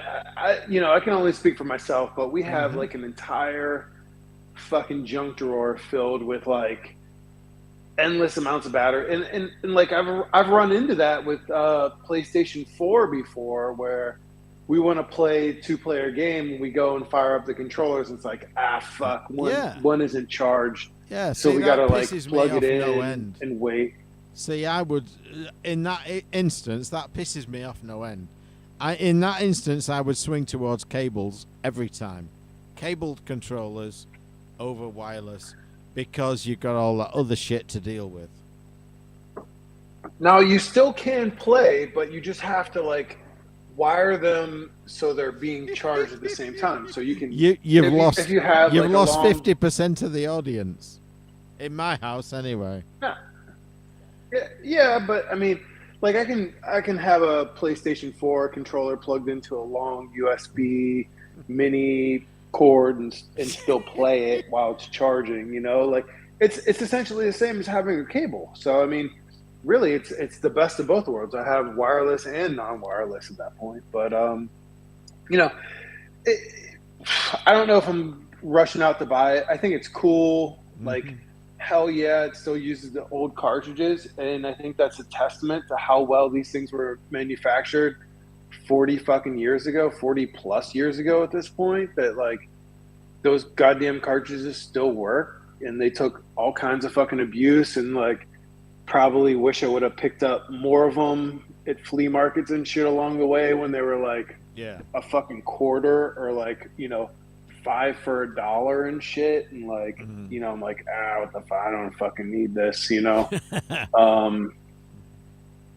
but yeah, I mean, a lot of those games are still great. I think this is a smart move, way better than that bullshit console they put out. This is so much better than like the whatever they called it. They called it the VCS, didn't they, or something? This is so much better. I think they've listened. My prayer, anyway, is they've listened, they've taken it on board, they brought a product that meets what they've heard, and I hope that continues. Not like, we think this is a great idea, buy this shit. Well, no, we've already kind of got a million ways to do that. I think hopefully this represents a new era maybe it's a new era of Atari. Who knows? Let's hope so. And I do want to give a shout out to Alan, aka Sold Code Alan, who also sent this story in, because I don't know that I really recognize him sending in stories before. So I know Hey, Alan, if you're listening, thanks for sending this one in. Yeah, Alan hedged us, so he sent this in, and we had a butt ton of people. Random Dave sent it Butt in. ton. David Gyrich sent it in. We could almost run a competition, who sent this story Ken, in. Lots of people Mark, sent yeah, this there's in. all kinds Yeah, of people. Yeah. yeah. One I do want to cover. I know we're kind of coming up against a time schedule here, and some of us have got to disappear. One I did want to bring up, maybe you will hear this on a hardware flashback in the future. Who brought this up? This was David Gyrich, and this was it David Gyrich? Oh, I clicked. No, it was Lord Neil Barmer. It was the Tape Buddy 64, and this is essentially an interface between. So you've got USB micro on a modern computer, and you've got your data set, your Commodore 1541 cassette deck, or 1540, and this sits in between the two. So it's got the Commodore adapter on one side, USB micro on the other, and you can play tapes back and record them to computer, or play them back and record them to tape. And it is called the Tape Buddy C64. So, just a great interface device. Back in the mid 80s, we had a few interface devices, for copying cassettes and things like that. But this obviously goes the next step and copies them to and from modern computers. So, thank you, Lord Neil Barmer, for that. I know we've kind of come Okay. up against a time I think restriction. Do we want to probably talk do, about any others before we go? Yeah, let's just rock a couple more real quickly. Let's see. Whoa. Got a little video here. Kage Shadow of the Ninja, which is coming out. Do you remember the Kage game that was on the NES? Yes. Okay. David sent this one in here that this is a remake of the 1990 game. Looks pretty interesting. That was sort of a sleeper hit for sure. That's one that never really. I don't know. I felt like it was always a little bit underappreciated. So looks like they'll be having a remake of that game coming out. Looking forward to that. Let's see. We do have one here for a new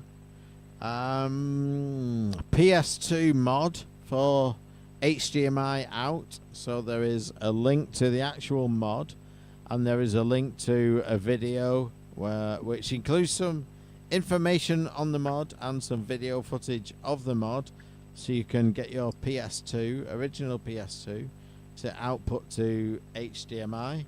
That is a really good watch, and I just think the PS2 is a great library. Obviously, one of, if not the biggest, video game libraries that we ever talk about on this show.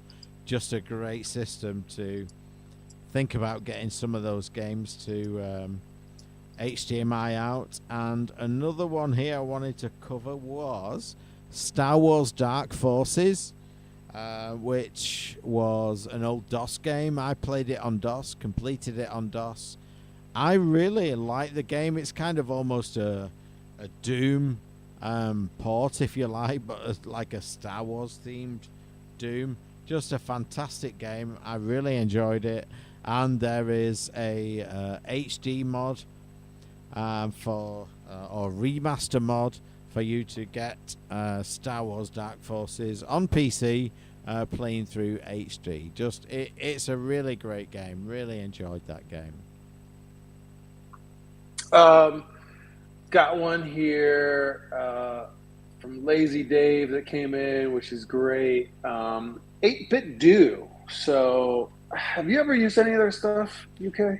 Yes, I've got the wireless SNES controller, Bluetooth controller, but it's a SNES Okay, layout kind of thing. Yeah. I have those, and I've used that in the classic controller, and I've used them on my emulator. I have a RetroPie that I've used them for. Really think they're nice quality. They survived my kids for years, like kind of tossing them around and stuff. So I personally recommend it. Think they make nice stuff, but they're coming out with a retro mechanical keyboard, which ships on September 20th, 2023. It's $100. Looks like it's compatible with Windows 10 and above, Android 9 and above. Connects via Bluetooth, wireless, 2.4G or wired. It's an 87 keyboard layout, top mounted, hot swappable PCB. It's nice, man. I mean, these things look like the old school Famicom colors. They have like the BA button and everything. I don't know how it would work with a Mac, and I'm a Mac guy, so I don't know. Great packaging. They have like a NES colored package and a Famicom colored package of it. I think it's really nice. I'm kind of a. Do you use a number pad on a keyboard? I do. UK? Yeah. Yeah, I'm a number pad guy, and I know it's kind of like old school at this point. If they come out with this with a number pad, I would buy one in a heartbeat. But I don't know. The right hand needs a number pad for me, so that's why I'm a little bit of an out. I can't wait for this thing to come out to hear if it has that chunky. It looks like that has that chunky keyboard clackety clack that I kind of love. So, Dude, if you're looking for, yeah, I love an old school keyboard that makes a noise and disturbs co-workers. That's my kind of keyboard. But yeah, like every month I have to add up loads of sheets and stuff. But I have to, because of our finance system in a school, we're like way behind other finance systems. So I have to add, like, on a number pad, I have to add up loads of figures and produce like an end result. And so monthly I use a numeric keypad. And yeah, if this thing had a numeric keypad, I'd be all over it. But yeah, and if I buy a new keyboard, it has to make a noise, and it has to have a numeric keypad. well, it looks like it makes noises. And the reason I use a number keypad is because I set hotkeys in some of my design programs, Right. where I'll do like shift command, like number pad 1 for like styles and stuff like that. So I kind of need it for my daily workflow, but it looks badass. Like I don't $100, like it's easy price of admission. It's not an impulse buy, though. No, like $50, yeah. Like I buy it. You know what I mean? $100, it's like, do I need it? I don't know. Karateka documentary is getting a trailer. Something else that came out recently, just to mention before I do this story, Gran Turismo released this weekend. Have you watched it? UK. Nah, you know what? I like the first Gran Turismo on PlayStation because I like fondly like playing through it with my buddy Matt growing up. And like that was like early PlayStation. It was kind of revolutionary at the time. I think everybody kind of here knows that I'm not really a fan of the racing games so much, and especially like pure simulation where it's like so real and stuff like that. But apparently this is like a real story, Gran Turismo, where like the kid was so good at playing Gran Turismo, the video game, he became a real life car driver. Yeah, so the only review I've heard of this movie came from a non-video game person, and they loved it. And I mean, add into that, our additional interest of it being video game related and non-fiction. I was kind of, I was hedging my bets about it. Video game movies, meh. It could be a hit, could be a miss. I wasn't holding out much hope. This was a watch at home for me, but then I saw a review of it, like by a non-video game person, and they said it was just a great movie, and I'm like, okay, maybe it's worth a trip to the theater.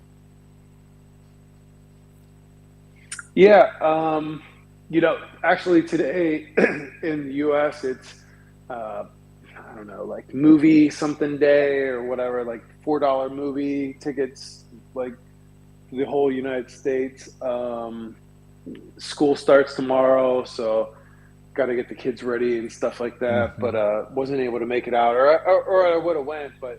I think it's going to make like somewhere around 17, 18 million, which isn't really good for sort of a tentpole movie, but I have a feeling this is going to have some long legs. I mean, it really didn't have much marketing here. Like maybe I was just so busy this summer, I I've didn't really seen see nothing it. over here. I've seen nothing. Nothing. Marketing. Yeah, nothing. Like, kind of didn't really like this one. Kind of missed me for whatever reason. Like, I didn't really hear much about it. Didn't see any marketing on it. So, considering that. I think I read that it was like somewhere around 60 million to make. So, probably gonna break even, maybe be a little bit disappointing. But yeah, I mean, it looks good. It looks like let's see, somebody's doing a making of Karateka. That is an old school game that there was nice little documentary here. This thing looks to be about an hour and 30-40 minutes that you can watch. It's by Digital Eclipse on YouTube. And man, you remember Karateka? Oh yeah. That was sort of predecessor to Prince of Persia and all that. I mean, old school game, shows like the making of the musical score and everything else. So, something you should check out if you check the show note links. So, dude, I just want to. We're probably going to wrap up shortly, but I know you covered this. Maybe I went. It was when I was going off mic, but you covered the 100-year domain. Like, it can cost you $38,000. Is that not? Yeah. Just not way too much. I mean, what was your verdict on that? Because that's $380 a year every year. That's like a lot. Well, it sounds like you're gonna get like a wild card SSL with it and everything else. So when you kind of stack all that stuff up, you're probably looking at about 250, 300 today anyway.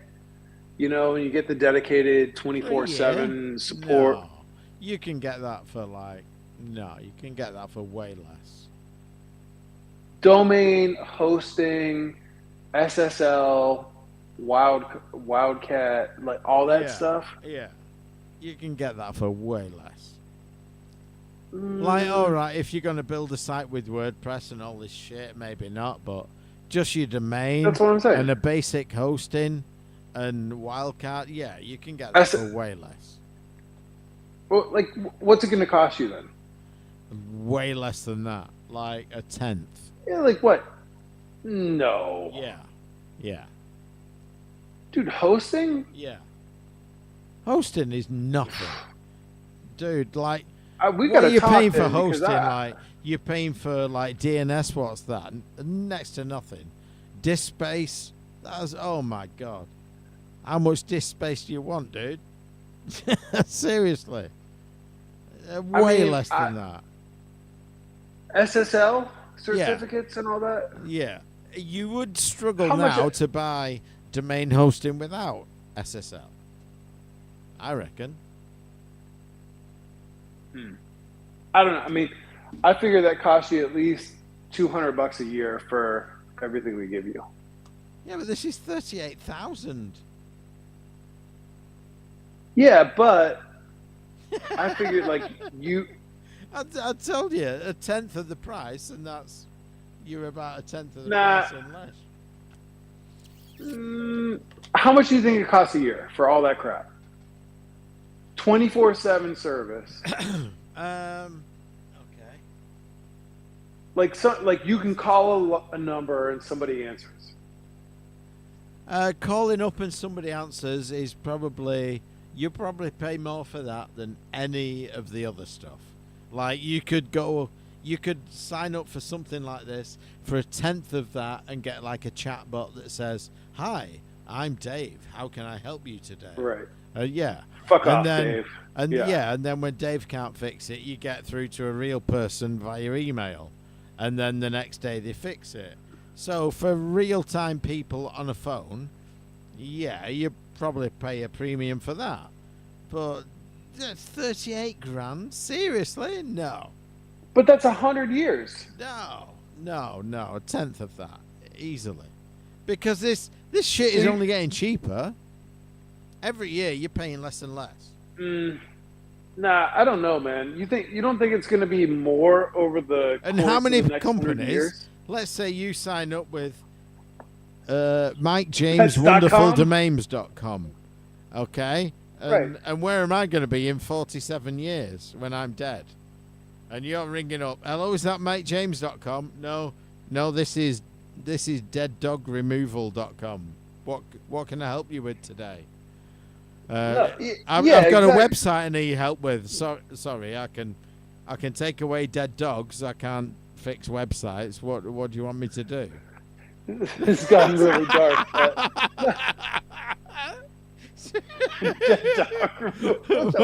well, while I've got you, I've got a couple of dead dogs here in the garage. Yep, I'm all over that shit. That's it. No, I mean, that's weird, but no, I mean, so I have a client that he buys all kinds of wacky websites all the time. He's constantly calling me, and he's like, I have an idea about an eyeglass company for veterans and blah blah blah, and I'm gonna buy all these different domains, and I have ideas for popcorn businesses, and he'll buy 50 domains and stuff like that. And the guy's independently wealthy, and he was a high level executive for a number of years. So I have a feeling this would ensnare somebody like him, where he's like, oh, I'm gonna buy lavaiced.com, and I'm gonna buy it for 1,000 years or something. I could see him buying shit like that just because he wants to lock it up. But in retrospect, honestly, the guy has bought some really good domains. This is a guy that owns probably 200 domains, 300 domains, something I have no idea.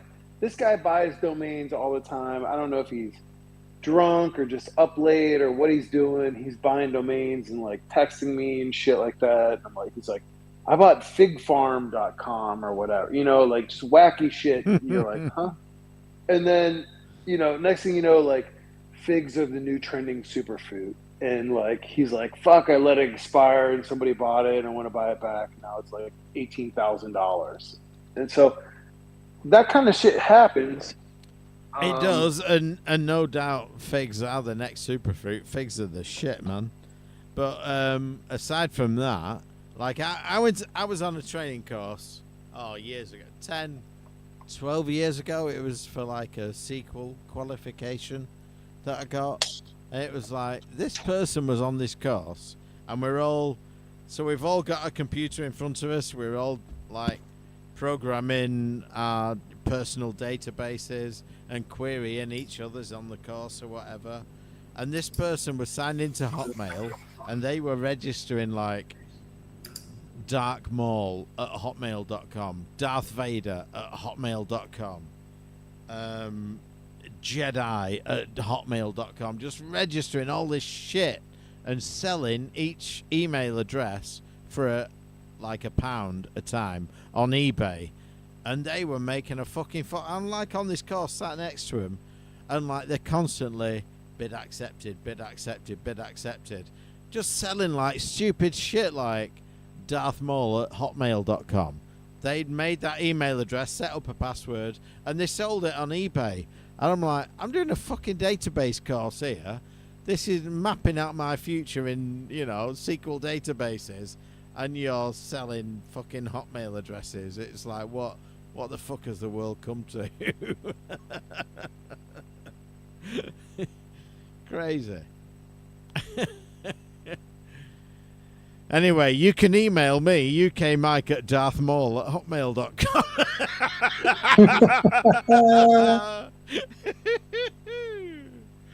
Jesus. I think I'll end on this last one Yeah. and leave this like a bit of ponderance. So, Atari and Polymega maker Play Magi are joining forces. Looks like innovative retro hardware and software initiatives combined. So they have announced a strategic collaboration, which will see the pair working together for hardware and software initiatives. The shitty Atari VCS and the Polymega Remix, and they will be effectively providing functionality as combined company. This will be the Element module, and it was developed for the Polymega that will add 2600 and 7800 console compatibility to the Polymega. And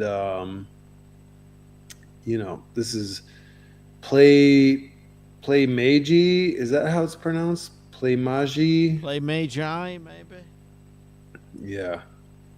Anyway.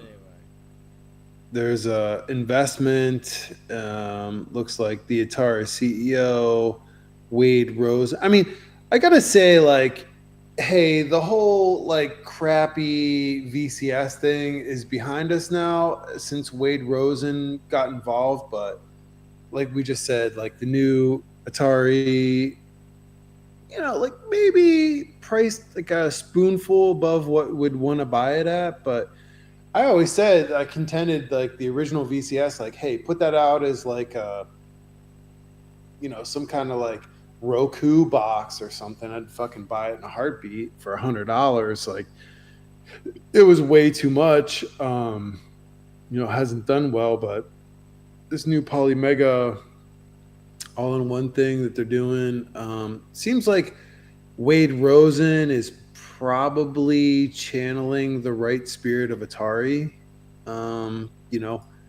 Give it some time, see what happens, but I think he's on the right track. What do you think?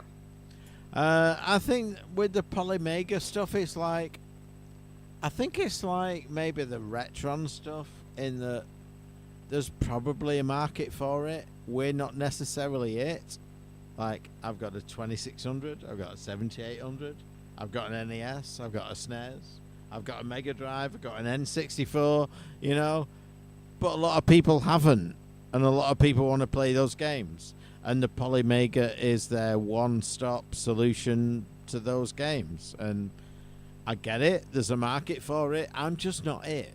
But I think there should be a market for that kind of person who isn't me, and I'm glad there is. Does that make sense?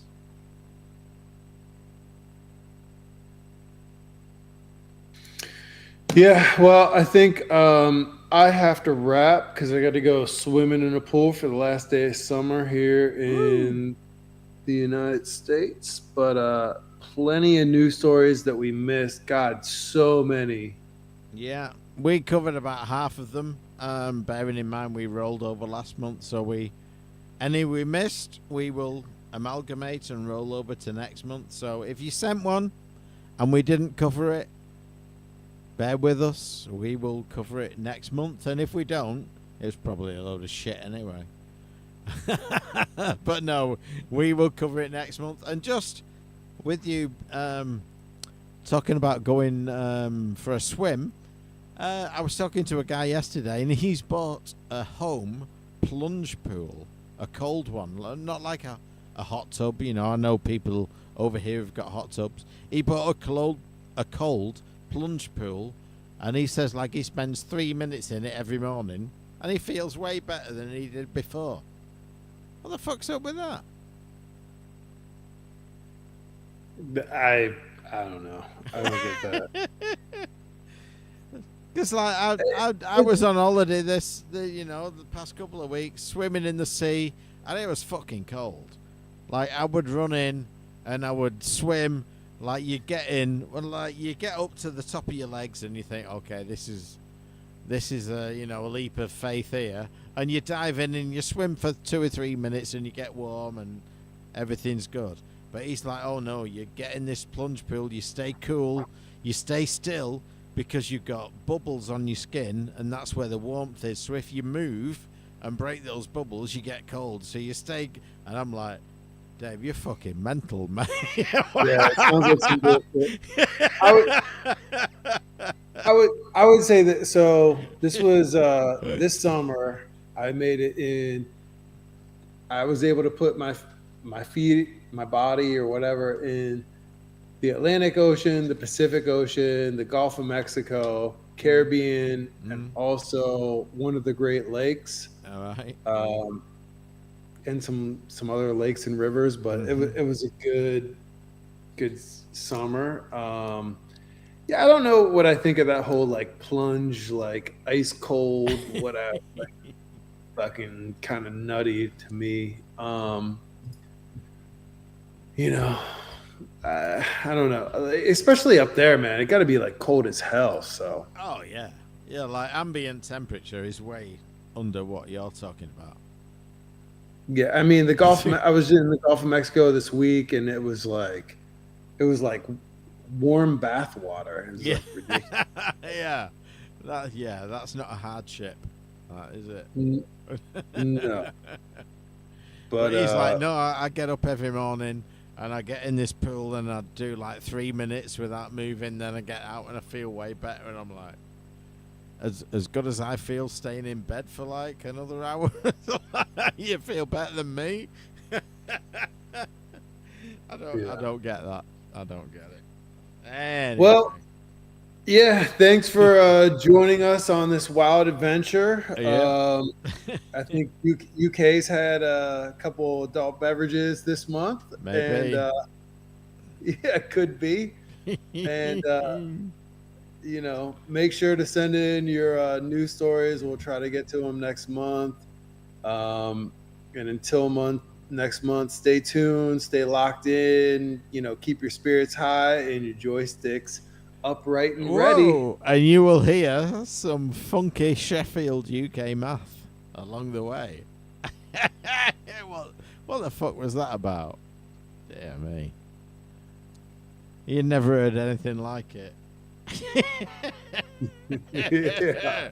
The best math ever. That's what happens when you're not around. It is. That's what happens when the lunatics take over the asylum. All right, people. Good night, everybody. Thank you for tuning in, and we will catch you next month for another Retro Gaming Roundup. Say goodnight, Sparkle Puss. Yeah, good night, motherfuckers. Good night, motherfuckers, indeed. No finer English term exists than good night, motherfuckers. See ya. Alrighty. That'll just about do us. So where the fuck was Scott? Scott was supposed to be here. I don't know, man, but you sounded drunk as fuck. Yeah, I'm getting there, mate. Getting there. What are you drinking? That. Is it on camera? Is that where's the camera? There's the camera. That. Ooh, bullet. It's gone. Dude. It wasn't full. Disclaimer, it wasn't full when I started. Yeah, right. Yeah. It wasn't far off. That was good. That's good shit, dude. News is always good when you're a bit loaded. Yeah, it was a classic, for sure. Yeah. And you know what? Sometimes it's like, I like when all of us are on, but like when it's two people, Like I've done it with me and Random. I've done it with me and Scott. I've done it with me and you. When it's just two people, it's like it sometimes runs a lot smoother than trying to get everyone in at the same time. It's just completely more different conversational. vibe. Yeah, it's good. No, it's all good. I think it was good. Yeah, definitely. Yep. Seems legit I hope you anyway. recorded it because I'm not recording on this end. No, I got it all. So, Blackpool, are you in? Are you out? Yeah. Are you 50, 60, 70%? What's happening? I don't think I can. I'll keep looking at it. If I get something that's cheap, maybe. But So I'm what's the problem? Is it like personal? Is it flights? Is it finance? Is it time? What's the hang up? Yeah, it's kind of all of that, man. So like October is the beginning of our year, so I have to I'm now managing 6 people. So October is the beginning of our year, and I just picked up like a whole nother sector that I'm overseeing the creative for. So it's a little bit new for my position and responsibility. So it's kind of hard to kind of duck out right now. And then also, yeah, I mean, I'm just like to blow. Like last time I checked, the flights were at least $2,000. Really?